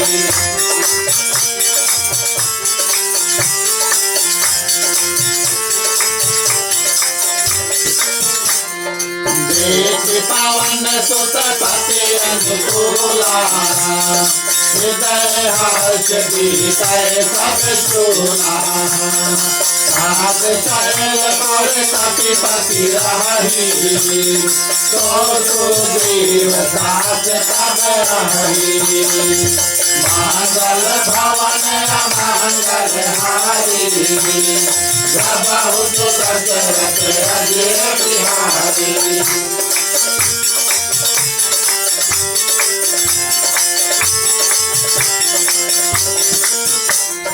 सहित तननाथ मैत्री कीजे दीन जान सही भय करीबे तो सीता कर खोज कराई जहाँ तहाँ भगत कोट पठाई मंगल भवन मंगल हारी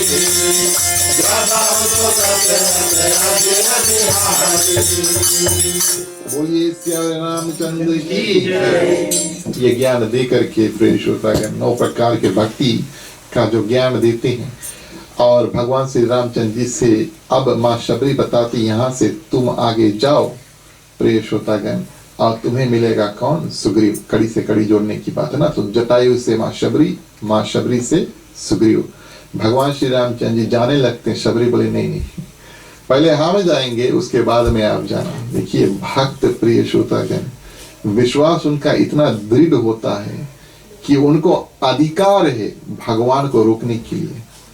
ये विश्वास की बात है ना। उनको ये अधिकार है भगवान को रोकने के लिए। आज माँ शबरी बोलती नहीं, आप रुको, आपके सामने पहले हम जाएंगे। क्यों? वैसे भी बहुत भक्ति कर लिया, लेकिन फिर भी वो जानती है कि जो अपने प्राण भगवान श्री रामचंद्र जी के समीप उनके सामने त्यागता है वो वैकुंठ धाम को जाता है। और अपने दिव्य शक्ति से प्रिय श्रोतागण बहुत तप किया ना, अग्नि प्रज्वलित करके प्रिय श्रोतागण अपना जो देह क्रिया संस्कार खुद करती है। भगवान श्री रामचंद्र जी उनको अपने धाम में भेज देते हैं। भगवान श्री रामचंद्र जी आगे बढ़ते हैं। ऋषिमुख पर्वत यानी पहाड़, ठीक है। अच्छा, ऋषिमुख पर्वत पर जब पहुंचते हैं, ऋषिमुख पर्वत के ऊपर बैठा है सुग्रीव। कुछ मंत्री लोग हैं, जामवंत हैं, हनुमान जी उनके साथ में होते हैं। प्रिय श्रोतागण, जब सुग्रीव नीचे देखता, सुग्रीव कौन है? बानर है। सुग्रीव बाली 2 भाई होते हैं, इन दोनों में दुश्मनी हो जाती है। उस दुश्मनी के कारण से सुग्रीव ऋषिमुख पर्वत के ऊपर टिका हुआ है। ऋषिमुख पर्वत प्रिय श्रोतागण सुग्रीव के रहने का स्थान है और बाली से छुपने का स्थान है। एक बार बाली जो बड़ा भाई होता है क्या करते हैं, एक राक्षस का वध करते हैं और मतंग ऋषि का एक आश्रम इस ऋषिमुख पर्वत के ऊपर होता है। वहां पर बैठकर वो तपस्या कर रहे थे। राक्षस को जब फेंकते कुछ बूंद खून के जो बूंद होते हैं वो पड़ते हैं। जब हवन वगैरह करते हैं प्रिय श्रोतागण तो मतंग ऋषि के ऊपर खून के बूंद पड़ जाते, श्राप देते हैं। जौन भी कोई ये कार्य करते हैं अगर इस पर्वत के ऊपर आई तो उनका मृत्यु हो जाएगा। इस कारण से बाली प्रिय श्रोतागण वैसे अपने भाई को मारना चाहता है, लेकिन कभी ऋषिमुख पर्वत पर नहीं जाता है। किस कारण से मारना चाहता है? 2 भाई थे, बाली बड़ा भाई, वो था किष्किंधा का राजा। एक राक्षस से युद्ध करते करते गुफा में यानी कैव में घुस जाता है। चलो ठीक है। और सुग्रीव उसके पीछे होता है प्रिय श्रोतागण। जब गुफा के अंदर से खून बहने लगता है ना तो सुग्रीव उस गुफा को पत्थर से बंद कर देता है। वो ये समझता है कि बाली मारा गया और कहीं अगर ये राक्षस निकल गए तो फिर हमारा भी राम नाम सत्य हो जाएगा। सुग्रीव वास्तविक तौर पर डरपोक है। ये बात लक्ष्मण भी भगवान श्री रामचंद्र जी को बताते हैं। तो डर के मारे क्या करते हैं, पत्थर से गुफा जो है इसको बंद कर देते हैं, वापस किष्किंधा में जाते हैं। अब राजा तो है नहीं, भैया को क्या करते हैं, राजगद्दी पर बैठा देते हैं। अब बाली उस राक्षस को मार करके कुछ दिन बाद पत्थर हटा करके जब आता है तो सुग्रीव को बहुत मारता है, खदेड़ देता है। और सुग्रीव अपने प्राण बचाने के लिए प्रिय श्रोतागण ऋषिमुख पर्वत के ऊपर बैठा है। ये तो सुंदर बात है। इतना दिन बीत चुका, अब जब दुई मनुष्य को देखते हैं यानी कि भगवान राम और लक्ष्मण को धनुष बाण लिए हुए ऊपर से ना पहाड़ के ऊपर से नीचे देखते हैं तो बाली सोचते हैं, सुग्रीव सोचते हैं कि बाली किसी मनुष्य की सहायता लेकर मुझे मारने आया, खुद तो आ नहीं सकता प्रिय श्रोतागण, लेकिन मनुष्य को भेजा है मुझे मारने के लिए, मेरा वध करने के लिए। हनुमान जी से बताते हैं कि तुम जाओ और उनका परीक्षा लो। इस बात का ध्यान देना प्रिय श्रोतागण। और भगवान श्री रामचंद्र जी से मिलने के लिए हनुमान जी आते हैं। अच्छा, किस रूप में आते हैं? एक विप्र रूप धरी हनुमंता यानी कि ब्राह्मण का रूप बना करके आते हैं। अपना भी रूप बदल के आते हैं, पता नहीं कौन होगा। बानरों का इतना शक्ति है प्रिय श्रोतागण, वो अपना रूप किसी प्रकार का बना लेते, छोटा बड़ा सब कुछ। तो हनुमान जी क्या करते हैं, विप्र रूप धर के यानी कि ब्राह्मण का रूप धर के आते हैं। किससे मिलने के लिए? भगवान श्री रामचंद्र जी से। और ब्राह्मण का रूप इस कारण से धरते हैं प्रिय श्रोतागण कि ब्राह्मण को शरीर को देखकर वंदना करते हैं ना। कोई भी ब्राह्मण से विप्र देवता से बजना नहीं चाहता। आप भी किसी ब्राह्मण को मिलोगे, कम से कम प्रणाम करोगे, हो सके तो उनके चरण छूलोगे ना, नियम होता है। तो विप्र रूप धरते हैं। बोले जो धनुष बाण लेते हो क्षत्रिय है, और कभी उनका कार्य होता है कि धर्म का और ब्राह्मणों का सुरक्षा करना। तो बोले विप्र रूप धर कर अगर मैं जाऊंगा तो मैं सुरक्षित रहूंगा, पता नहीं कौन है। तो विप्र रूप धर कर जाते हैं प्रिय श्रोतागण। और ऋषिमुख पर्वत के नीचे बड़ा सुंदर रूप से हनुमान जी विप्र रूप में, और भगवान श्री राम और लक्ष्मण साधारण मुनि के वेश धारण किए हुए, धनुष बाण लिए हुए, जटा बनाए हुए, ऐसा दृश्य होता है। और तीनों एक दूसरे से मिलते हैं। हनुमान जी सबसे पहले बोलते हैं, वो आए हैं ना पूछने के लिए, पूछताछ करने के लिए, और वो पहले बोलते हैं प्रिय श्रोतागण। बोलने से पहले वो देखते हैं। ये कथा जब हम आपको प्रस्तुत करते हैं, हम आपको दो बातें बताते हैं। ध्यान देना कि हनुमान जी करते क्या है, और ध्यान देना हनुमान जी बोलते क्या है। तब इस कथा का जो रस है आपको पता लगेगा। तो हनुमान जी बोलते हैं, लेकिन बोलने से पहले देखते हैं प्रिय श्रोतागण। सबसे पहले उनके जो आंख है भगवान श्री रामचंद्र जी के चरण के ऊपर जाती है। भक्त और भगवान का ऐसा नाता होता है ना। जो भी कोई भक्त होता है वो नहीं चाहता है कि भगवान हमें गोदी में लेके बैठे। भक्त का नाता भगवान से इस प्रकार का होता है कि भगवान हमें अपने चरणों में जगह दे देना। ठीक है, तो ये भक्त और भगवान का नाता है। भक्त हमेशा चाहता है कि भगवान के चरणों में यही मेरा स्थान है, यहीं पर मैं रहूं। दोस्त का नाता अलग होता है। एक मित्र चाहेगा कि मैं दूसरे मित्र के हृदय में जाकर वास करूं। ये मित्र और मित्र का नाता होता है।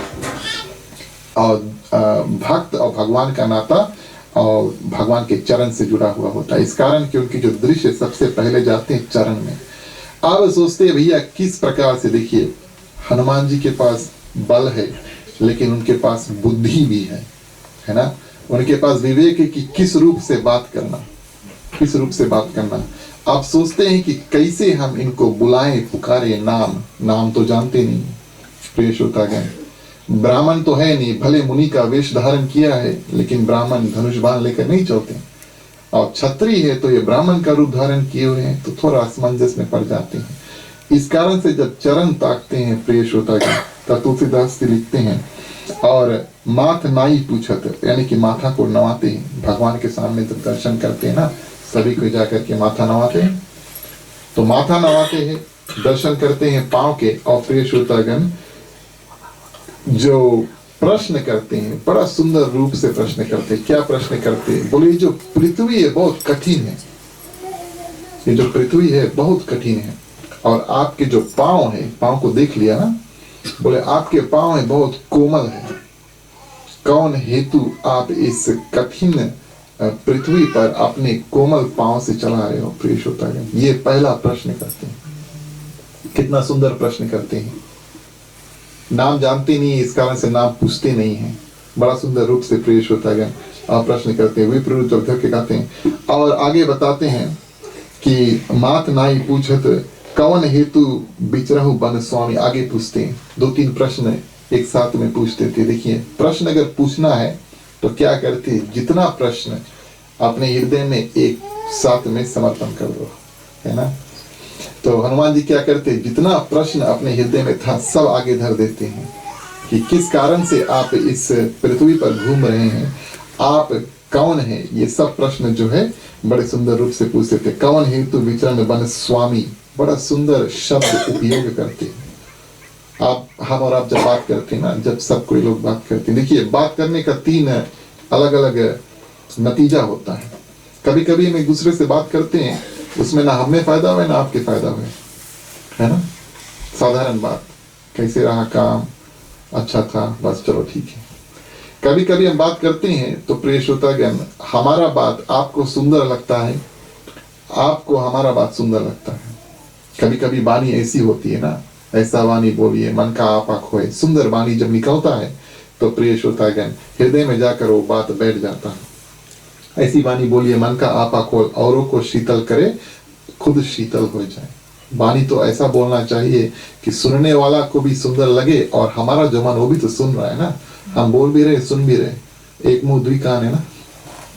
हम बोल भी रहे और सुन भी रहे, तो सुनने वालों को भी सुंदर लगना चाहिए, हमें भी सुंदर लगना चाहिए। ऐसा वाणी प्रिय श्रोतागण बोलना चाहिए। तो इस रूप से जब हम वाणी बोलते हैं, कभी ना सुंदर नहीं लगता है, और कभी कभी वाणी बोलते हैं बहुत सुंदर लगता है, कभी कभी वाणी बोलते हैं बहुत बुरा लगता है ना। वही बात अगर हम भड़क कर किसी को बोलेंगे, गाली वगैरह देंगे, तो सुनने वाला तो भैया खलास उठ के खड़ा हो जी, गुस्सा तान ली, मारे के लिए तैयार है।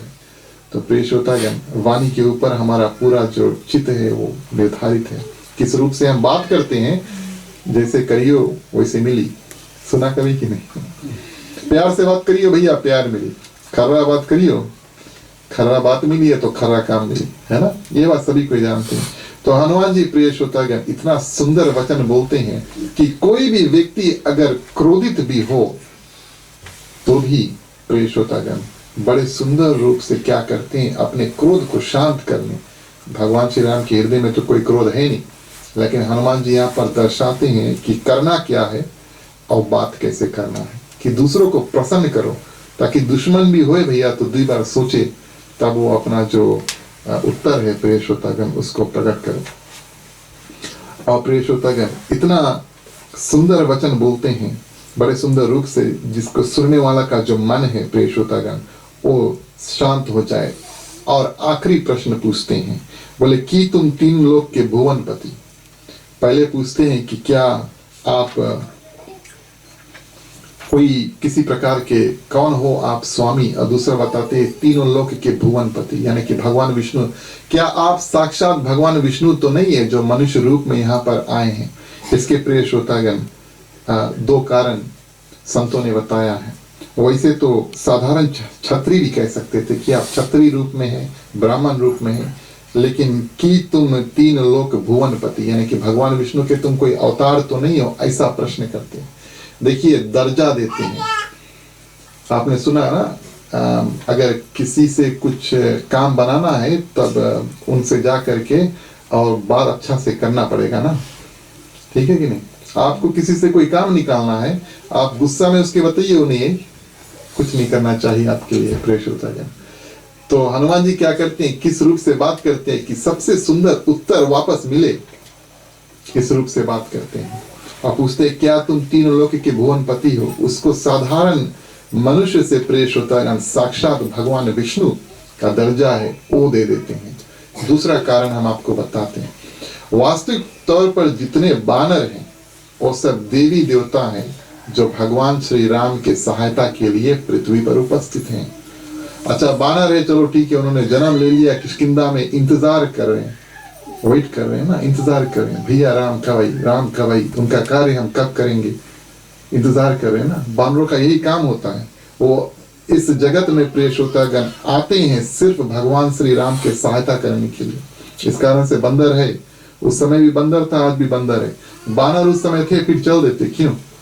क्योंकि वो सब देवी देवता के अवतार होते हैं जो आकर के भगवान श्री रामचंद्र जी के सहायता है वो करते हैं। तो सब इंतजार करते हैं, अभी तक तो भगवान श्री रामचंद्र जी आए नहीं है।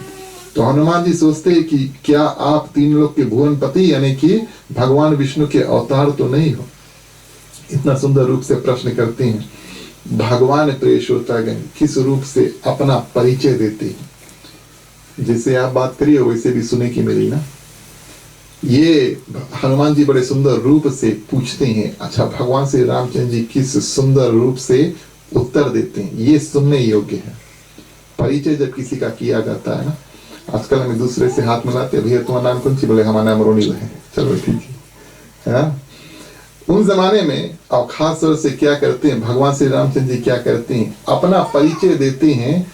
सबसे पहले अपने पिताजी के नाम बता करके उनको ध्यान करते हैं, उनका नाम लेते हैं। नहीं बताते कि मैं नाम हूं, बताते हैं कि मैं राजा दशरथ का पुत्र हूं, ऐसा कह करके और अपना परिचय देते हैं। कितना सुंदर सीख मिलता है।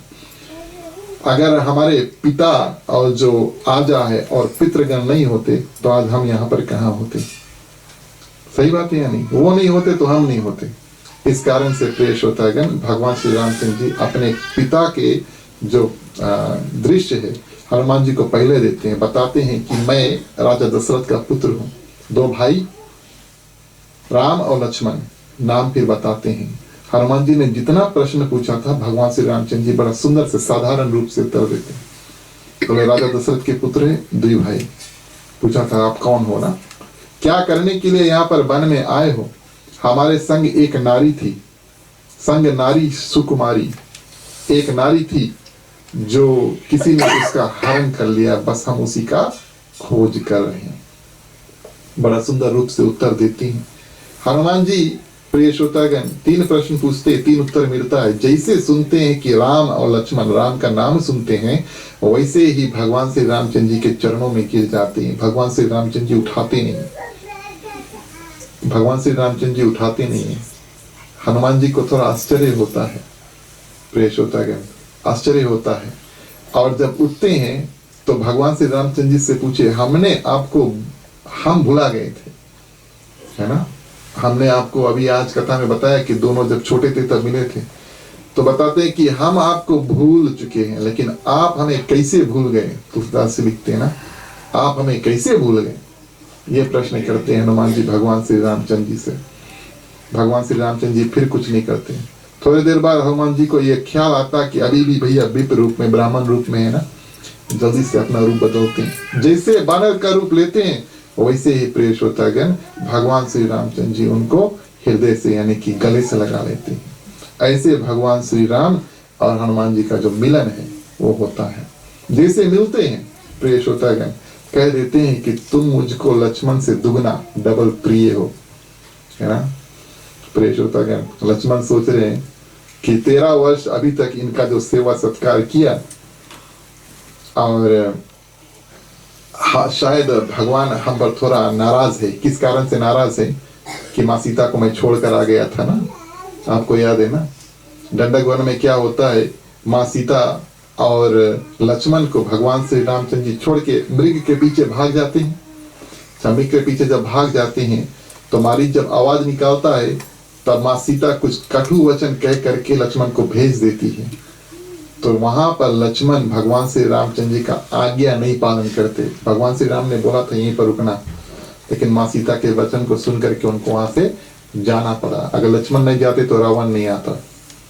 तो प्रिय श्रोतागण ये बात लक्ष्मण सोचते हैं कि अब ऐसा हो चुका कि भैया रास्ता चलते जो आदमी मिले भगवान श्री रामचंद्र जी बोली कि लक्ष्मण से ज्यादा प्रिय हो, ठीक है। ऐसी बात नहीं है प्रिय श्रोतागण। लक्ष्मण को भगवान श्री रामचंद्र जी जब देखते हैं उनसे कुछ बोलते नहीं है। बोले कभी कभी लोगों को उत्तर बताना पड़ता ना, समझाना पड़ता है, और कभी कभी उनको दिखाना पड़ता है ताकि वो अनुभव कर सके, एक्सपीरियंस कर सके, है ना। हम आपको कुछ बात बता सकते हैं और हम आपको आप अपने आप कुछ बात अनुभव यानी कि एक्सपीरियंस कर सकते हैं, तब आपको बात समझ में आएगी ना। तो वहां पर जब बोलते हैं कि दुगना प्रिय है, तो प्रिय श्रोतागण भगवान श्री रामचंद्र जी लक्ष्मण का जो लक्ष्मण देखते हैं, लक्ष्मण का चेहरा थोड़ा गिर जाता है, लेकिन लक्ष्मण कुछ बोलते नहीं है। लक्ष्मण सोचते हैं कि मेरी जो सेवा में थोड़ा सा चूक कुछ हुआ होगा, तो लक्ष्मण कुछ बुरा नहीं मानते, लेकिन चेहरा गिर जाता है। भगवान श्री रामचंद्र जी समझ जाते हैं लक्ष्मण थोड़ा दुखी हो गए, कुछ नहीं बोलते हैं। बोले अभी थोड़े देर में उनको अपने पता लग जाएगा कि मैं क्या बोलने वाला हूँ, क्या बोलना चाहता था, किस रूप से। अब यहाँ से प्रिय श्रोतागण हनुमान जी अनुरोध करते हैं भगवान श्री रामचंद्र जी से, चलो ऊपर सचिव सुग्रीवा, सुग्रीव से जाकर के दोस्ती करो और वहां पर माँ सीता का जो खोज है ये सब कार्य शुरू होगा। भगवान श्री रामचंद्र जी बोले उसके नीचे बुला लो, यहीं पे मिल रही। हनुमान जी बड़ा सुंदर उत्तर देते हैं। बोले भगवान के पाने के लिए बोले 3 मार्ग होते हैं ना, भक्ति ज्ञान और वैराग। ये बात सभी ग्रंथों में आया है। श्रीमद् भागवत गीता की कथा सुनेंगे, भक्ति ज्ञान वैराग 3 रास्ते से भगवान तक पहुंच सकते हैं। बोले सुग्रीव उन तीनों में से कोई रास्ते पर है नहीं, आप रास्ते के ऊपर जाओगे तब चलोगे तब मंजिल पहुंचोगे ना, रास्ते से बहुत दूर होगे तब रास्ते पर जाना पड़ेगा, फिर चलना पड़ेगा। बोले सुग्रीव बहुत दूर है, ना भक्ति है उसमें, ना ज्ञान है, ना वैराग्य, कुछ है नहीं, आपको ही उसके पास जाना पड़ेगा। उनसे आपको ही दोस्ती करना पड़ेगा। प्रेष होता है। और बताते हैं सुग्रीव ऊपर है ना, बोले जो ऊपर बैठा है उसके नीचे नहीं खींचो। भगवान श्री रामचंद्र जी को बताते हैं, भगवान श्री रामचंद्र जी बोले चलो सुंदर बात है, बहुत थक गए, बहुत दिन से हम चल रहे हैं और यहाँ तक हम पहुंचे, अब आप कहते हैं कि भैया पहाड़ चढ़ के ऊपर जाओ। हनुमान जी बोले कोई बात नहीं, मैं आपको लेकर, कैसे लेकर जाओगे, मैं आपको अपने हाथों में उठा करके कंधों पे बैठा करके जैसे आप चाहते हैं वैसे लेकर जाएंगे। तो भगवान बोले हाँ चलो ठीक है। लक्ष्मण बोले देखिए हमें कैसे उठाए, आप सभी जानते हैं ना लक्ष्मण शेषनाग का अवतार है। अच्छा, शेषनाग हमारा शास्त्र बताता है कि शेषनाग के ऊपर पूरा पृथ्वी जो है वो रखी हुई है, जिस पृथ्वी पर हम रहते हैं ना एत, वो शेषनाग के ऊपर है। तो आप पृथ्वी का वजन देखो, वेट जो शेषनाग अपने सिर पर रखा हुआ है ना, और शेषनाग तो शेषनाग और पृथ्वी दोनों मिलाकर के कितना वजन दिए होता है। मेघनाथ जब लक्ष्मण को शक्तिबाण मारता है, आपको कथा याद है ना, मेघनाथ जब लक्ष्मण को शक्तिबाण मारता है उसको उठाने की कोशिश करता है, नहीं उठा पाता है, नहीं उठा पाता है इस कारण से कि वो शेषनाग अवतार है, प्रेषोतागण, और उसके ऊपर पूरा पृथ्वी जो है वो रखी हुई है। तो लक्ष्मण सोचते हैं कि भैया भगवान राम की उठाई ली, चलो ठीक है, हमें कैसे उठाई। अब हनुमान जी इधर सोचते हैं कि कहाँ पर हम उसके बैठाए, हाथ में बैठा करके लेकर जाए, कंधा पे। बोले अगर हाथ पे बैठाएंगे, गोदी पर बैठाएंगे तो बोले हमें उसके पकड़े पड़ी। अब बात का ध्यान देना, बोले अगर अपने गोद में या हाथ पर बैठाएंगे तो हमको बोले भगवान को पकड़ना पड़ेगा। कंधा पे बोले अगर बैठी तो भगवान हमें पकड़ी। जीव और परमात्मा यानी कि आत्मा और परमात्मा, प्रेषोतागण, आत्मा कभी भी पूरी तरह से परमात्मा को पकड़ नहीं पाता क्योंकि परमात्मा बहुत बड़ा है ना, आत्मा एक छोटा सा अंश है। इस कारण से हनुमान जी सोचते हैं ये शोभा नहीं देगा कि मैं भगवान श्री रामचंद्र जी को बैठा करके अपने गोद में उड़ा करके लेकर जाऊंगा। बोले अगर यहाँ पर बैठेंगे तो हमें पकड़ेंगे। दूसरा कारण आपको बताते हैं, बोले उड़ते उड़ते अगर कुछ उल्टा सीधा हुआ तब बोले भगवान हमें गिरने नहीं देंगे, जिसके भगवान पकड़ ले उसके कहाँ छोड़ी। हमें देर बस इस बात की है प्रेषोतागण कि कब हमें भगवान पकड़ ले।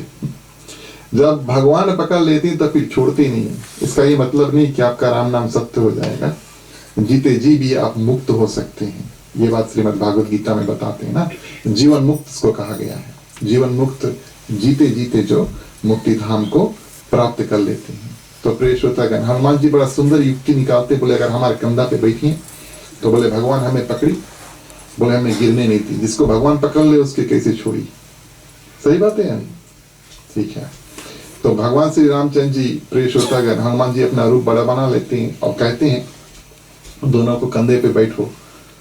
जब लक्ष्मण कंधे पर बैठ जाते हैं और हनुमान जी उठकर खड़े हो जाते हैं और उड़ने की तैयारी करते हैं, तब लक्ष्मण समझ जाते हैं कि ये कोई साधारण बानर नहीं है।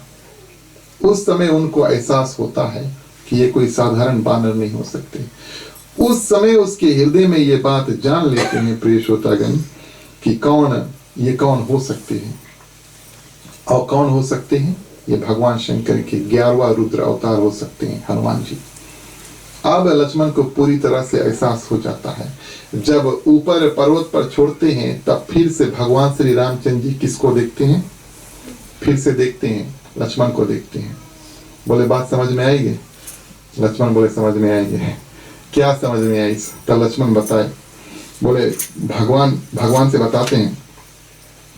भगवान से लक्ष्मण कुछ कारण बताते हैं। बोले क्या समझ में आई? तो बोले हम बताइए आपकी। बोले भगवान, बोले मैं हमेशा आपका सेवा किया करता था, है ना। हनुमान जी, लक्ष्मण का जो कार्य होता है नित्य दिन भगवान श्री रामचंद्र जी की सेवा, उनके पानी तैयार करना, कपड़े तैयार करना, नहाने के सब कार्य तैयार करना, खाना वगैरह बनाना माँ सीता का काम नहीं है। खाना वगैरह बटोरना माँ सीता का काम नहीं, लकड़ी वगैरह बटोरना कुछ नहीं, ये सब लक्ष्मण का कार्य होता है। सेवा सत्कार में लक्ष्मण सबसे पहले आगे। बोले मैं हमेशा आपका सेवा किया करता था, मेरा सेवा करने वाला कभी कोई नहीं था। लक्ष्मण बताए ना, बोले हम तो सदा दिन आपकी सेवा करता था, हमें कभी कोई सेवा नहीं करी। आज ऐसा भक्त मिला, बोले जो भगवान के साथ में भगवान के भक्त का भी सेवा किया। हनुमान जी सेवा करते उठा कर लेकर जाते हैं ना, सेवा तो है।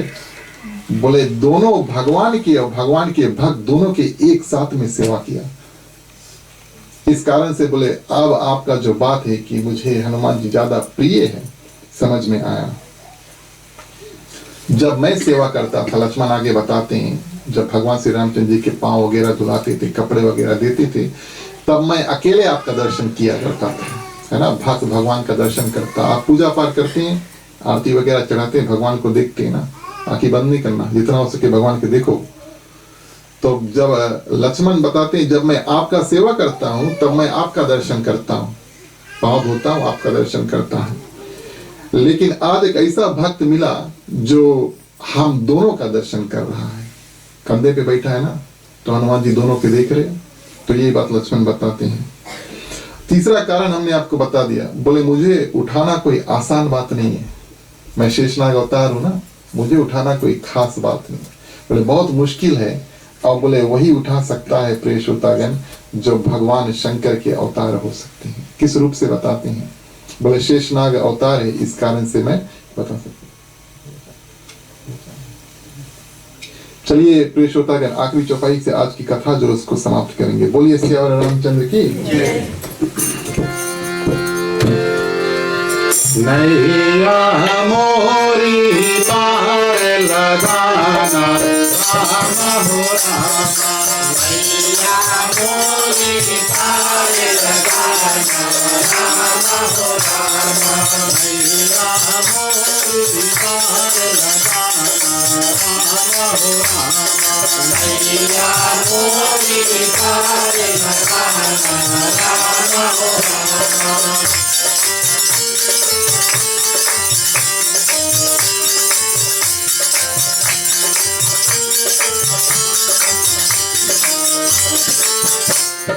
जेना बिरदुख होए दुखारी, तिनहि बिलोकत पावत भारी, निज दुख मेरे समरद करि जाना रामा हो रामा, मेरे दुख रज मेरु समाना रामा हो रामा, नैया मोरी पार लगाना रामा हो रामा, नैया मोरी पार लगाना रामा हो रामा।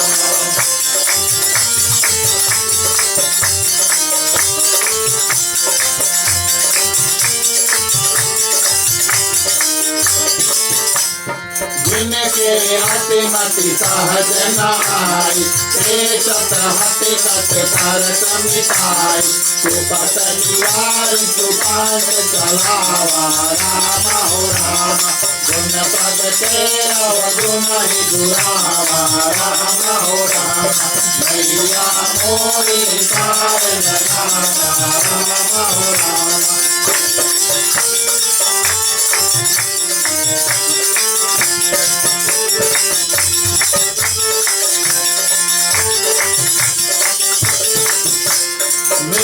मित्र सौ प्रीति करा, मित्र सौ प्रीति करा, हृदय आन मुख आन हो,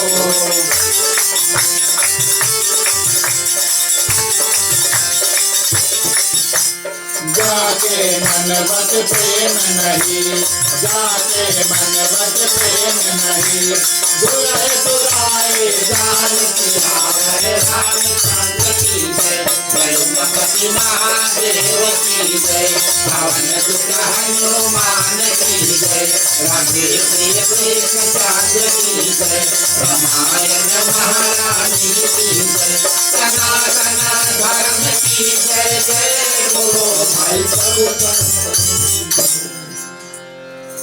प्रेषोतागण। धन्यवाद प्रेषोतागण। आगे भगवान श्री रामचंद्र जी और सुग्रीव का मिलन होता है, और सबसे पहले दोस्ती की बात आती है। सुग्रीव प्रेषोतागण जब बताते हैं, जैसे बाली का चरित्र हमने आपको बताया, तो सुग्रीव अपना जो हाल चाल है वो बताते हैं, भगवान श्री रामचंद्र जी को बताते हैं, प्रस्तुत करते हैं। लक्ष्मण भगवान श्री रामचंद्र जी से आड़े में बोलते हैं, बोले ये व्यक्ति जो है सुग्रीव ये दोस्ती के योग्य नहीं है। बोले दोस्ती के योग्य नहीं, 2 कारण बताते हैं। बोले क्यों? बोले हमें सुग्रीव से दोस्ती नहीं करनी चाहिए। ये बात लक्ष्मण भगवान श्री रामचंद्र जी को बताते हैं। पहला कारण बताते हैं, बोले ये व्यक्ति कायर है, कावड़ है।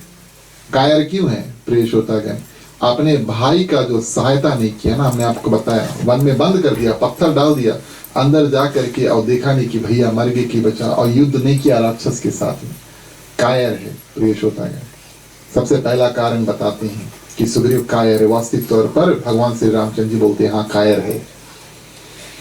दूसरा बात बताते हैं प्रिय श्रोतागण, नियम ऐसा है कि राजा के बाद में उनका जो पुत्र है वो राजा बनेगा, है ना, ये बात आप सभी को जानते हैं। तो सुग्रीव का पुत्र होता है अंगद, ठीक है, सुग्रीव का पुत्र है अंगद। मंत्रियों ने बताया, प्रिय श्रोतागण, सलाह दिया, मंत्री का काम होता है सलाह देना ना, एडवाइस करना, सलाह देना। तो मंत्रियों ने बताया कि तुम राजगद्दी संभालो। सुग्रीव बोले हाँ हम संभालेंगे। ये नहीं कहता है कि नहीं मेरा भाई मुझसे बड़ा था, उनके बाद में उनका पुत्र गद्दी का हकदार होता, सुग्रीव को राजा बनाओ, ऐसा कार्य नहीं करता है।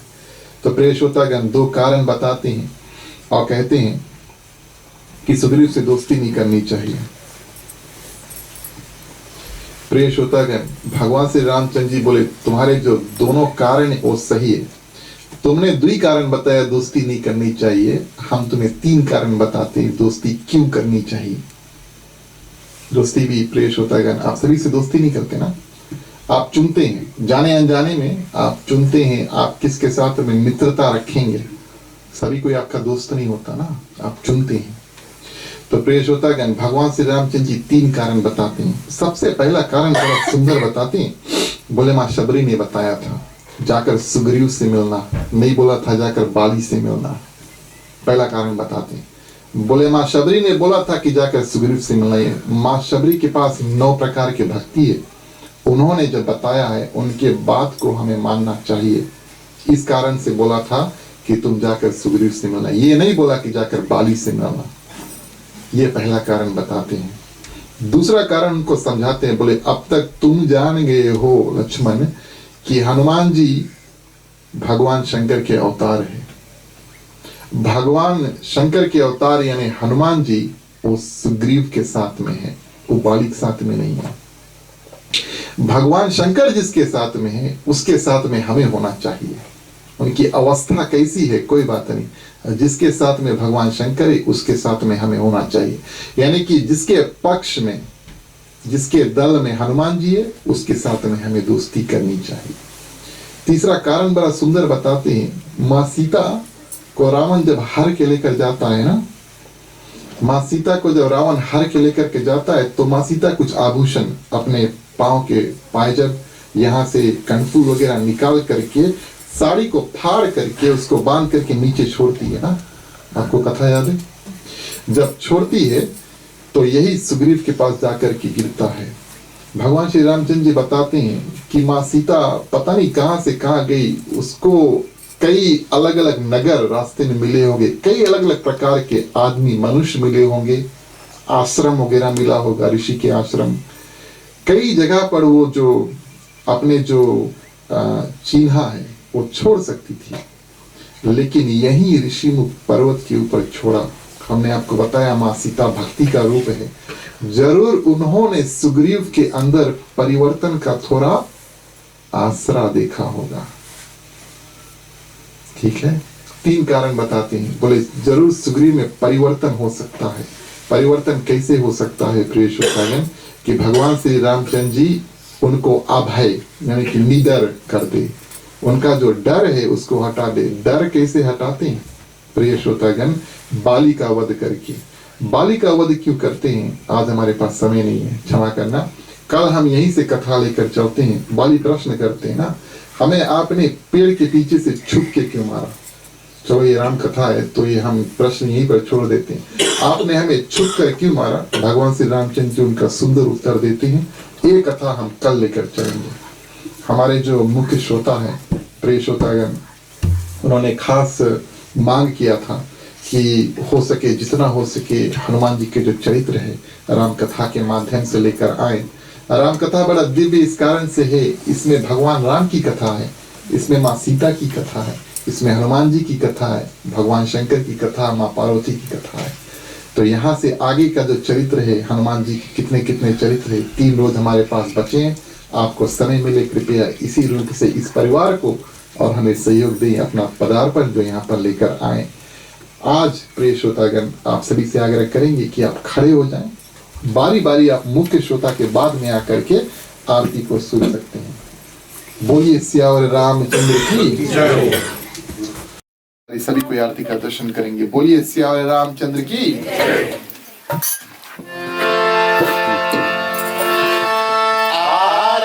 श्री रामायण जी की आरती,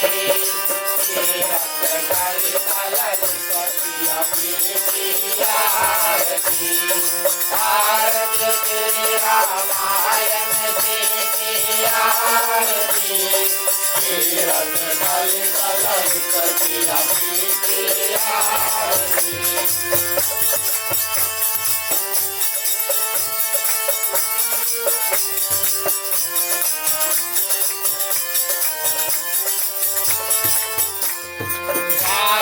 ब्रह्मादिक मुनि नारद आरती, वाल्मीकि विज्ञान विशारद आरती, आरती श्री रामायण जी की आरती, तीरथ ललित ललित ललित की आरती।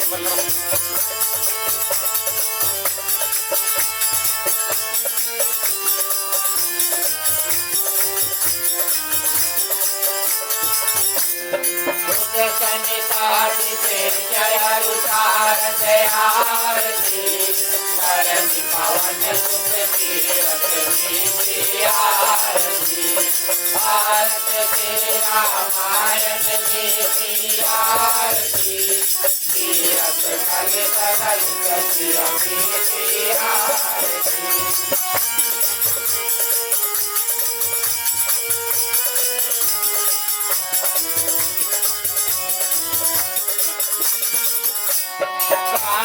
दावत जागो भवानी आरती, सर्वत राम भव मुनि वैज्ञानी आरती, आरती श्री रामायण जी की आरती, तीरथ ललित ललित की आरती।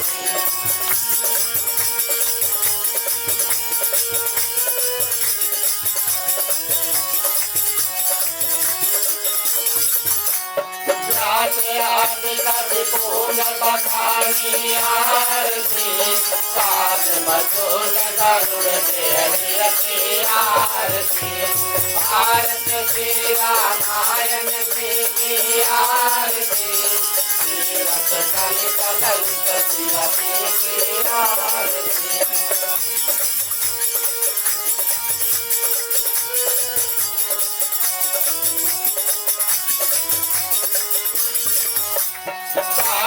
वेद पुराण अर्थ आरती, शास्त्र सब संपद गोरख आरती, आरती श्री रामायण जी की आरती, तीरथ ललित ललित की आरती।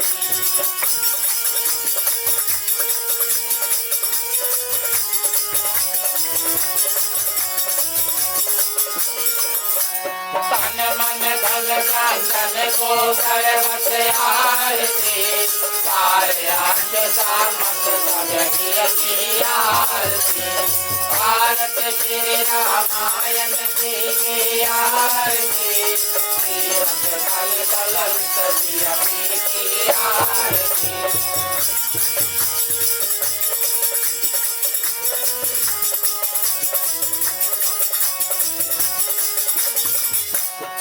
मल हर नदी कैरती की आरती, सुबह सिंगार मोकैवती की आरती, आरती श्री रामायण जी की आरती, तीरथ ललित ललित की आरती।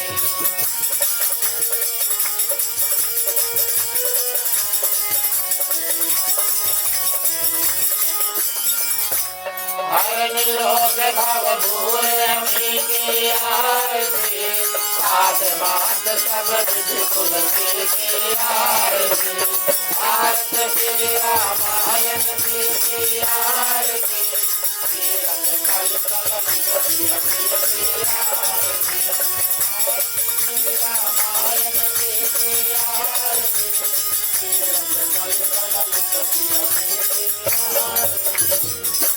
बोलिए प्यारे रामचंद्र की जय।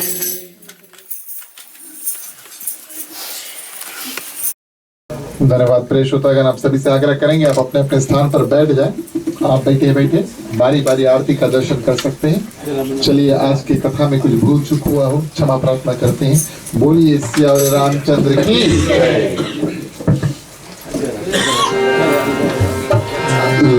करो दुख दर्द सब क्षमा करो भगवान हो मन मातर को उज्ज्वल कर दो भीतर निर्मल ज्ञान हो सबके दाता राम है सबके पालनहार हो सबके दाता राम है सबके पालनहार हो इस घर में हो आरती चरण कमल चित्र लाए हो वहाँ हरि वासा करे ज्योत अनंत जलाए हो दुख में सुमिरन सब करे तुझ में करे कहाँ कोई हो जो तुझ में सुमिरन करे दुख काहे कोई हो।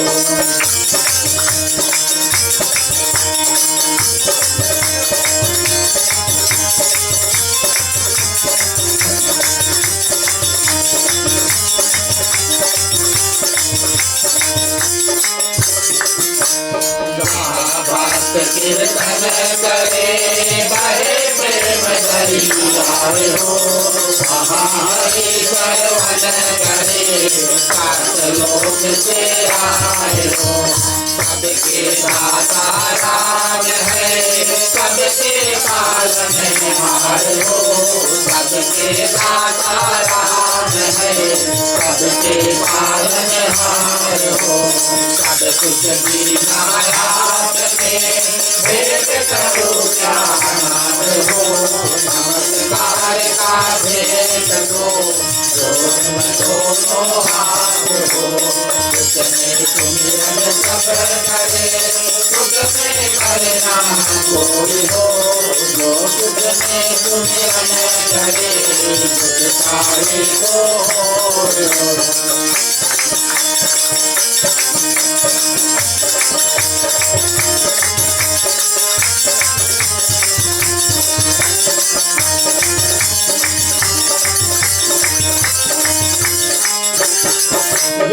दुख काहे को सियावर रामचंद्र की जय जय उमापति महादेव की जय पवन सुत हनुमान की जय राधे देश चंद की जय रामायण महारानी की जय सदा सदा धर्म की जय जय बोलो भाई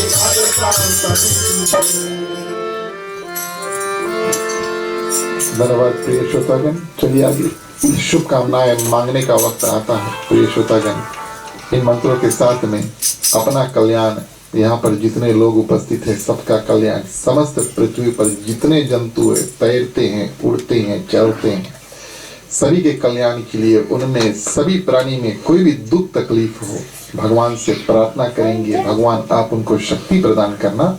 मांगने का वक्त आता है। अपने अपने हाथों को खोल लेते हैं। पुरुषों के लिए राइट ओवर लेफ्ट, महिलाएं अपने अपने आंचल अपने अपने हाथ में ले सकते हैं। चलिए प्रार्थना करते हैं। स्वस्ति प्रजभ्यः परिपालयन्तां न्यायेन मार्गे मही महिषा गौरामनभ्यो शुभमास्तु नित्यं लोकाः समस्ताः सुखिनो भवन्तु सर्वे भवन्तु सुखिनः सर्वे सन्तु निरामयाः सर्वे भद्राणि पश्यन्तु मा कश्चित् दुःखभाग्वते आपत्र पौत्राणां सन्तु पौत्राणां सन्तु पौत्राणां निर्घ्ना साधना सन्तु जीवन्तु शारदं शतमे मम जीवन्तु शारदं शतमे मम जीवन्तु शारदं शतमे मम। धन्यवाद। चलिए अंतिम प्रार्थना के लिए अपने अपने हाथों को जोड़ लेते हैं। ओम सर्वेषां मंगलं भवतु, सर्वेषां कल्याणं भवतु, सर्वेषां शुभं भवतु, सर्वेषां शान्तिर्भवतु। धर्म की वृद्धि और धर्म का नाश हो, संतन में सदा सद्भावना हो। हर हर महादेव की जय। जय श्री सीताराम हरे। ओम नमः पार्वती पते हर हर महादेव हरे। जय जय वीर बजरंगी हर हर महादेव हरे। धन्यवाद प्रिय श्रोतागण। अंतिम चरण में एक बार फिर से आप सभी का हार्दिक हार्दिक स्वागत है। आप सभी को अनेकों बार धन्यवाद है। दूसरे दिवस की जो श्री राम कथा है इस ग्राम में आप सभी ने हमारी साथ जो दिया है। प्रिय श्रोतागण, ऐसे ही कथा कल और परसों और 3 दिन की कथा जो बची है, अगर कोई अंतिम हवन में भाग लेना चाहते हैं जो शुक्रवार शनिवार को क्षमा करना सैटरडे को होगा, अगर कोई हवन में भाग लेना चाहते हैं उनसे आग्रह करते हैं कि 5:30 बजे यहाँ पर आ जाएं। पहले हवन का कार्य करेंगे तब फिर शाम को 7:30 बजे आखिरी दिवस का जो कथा है सैटरडे को करेंगे। ठीक है, तो आप सभी को सूचना दे देते हैं। प्रिय श्रोतागण, आज हमारे समक्ष में एक मंडली है, उनका हार्दिक हार्दिक स्वागत है। आप सभी को अनेकों बार धन्यवाद। आप शुरू से हमारे साथ में साजबाज में सहयोग प्रदान किए हैं। उनके माध्यम से हम कुछ कीर्तन को सुनेंगे। कल की तरह आप सभी के लिए प्रसाद और महाप्रसाद की आयोजना की गई है। इसे करके प्रिय श्रोतागण इन सुंदर परिवार को अब आशीर्वाद देकर तब यहाँ से जाए। चलिए मुख्य श्रोता को पंचामृत देते हैं। राम कहे सुख रूप जे, कृष्ण कहे दुख जाए, महिमा महाप्रसाद की पावन भोग लगाए। तन मन धन है तेरा, स्वामी सब कुछ है तेरा, तेरा तुझको अर्पण, तेरा तुझको अर्पण, क्या लागे मेरा। ओम जय जगदीश हरे, ओम जय जगदीश हरे, ओम जय जगदीश हरे। ओम शांति शांति शांति।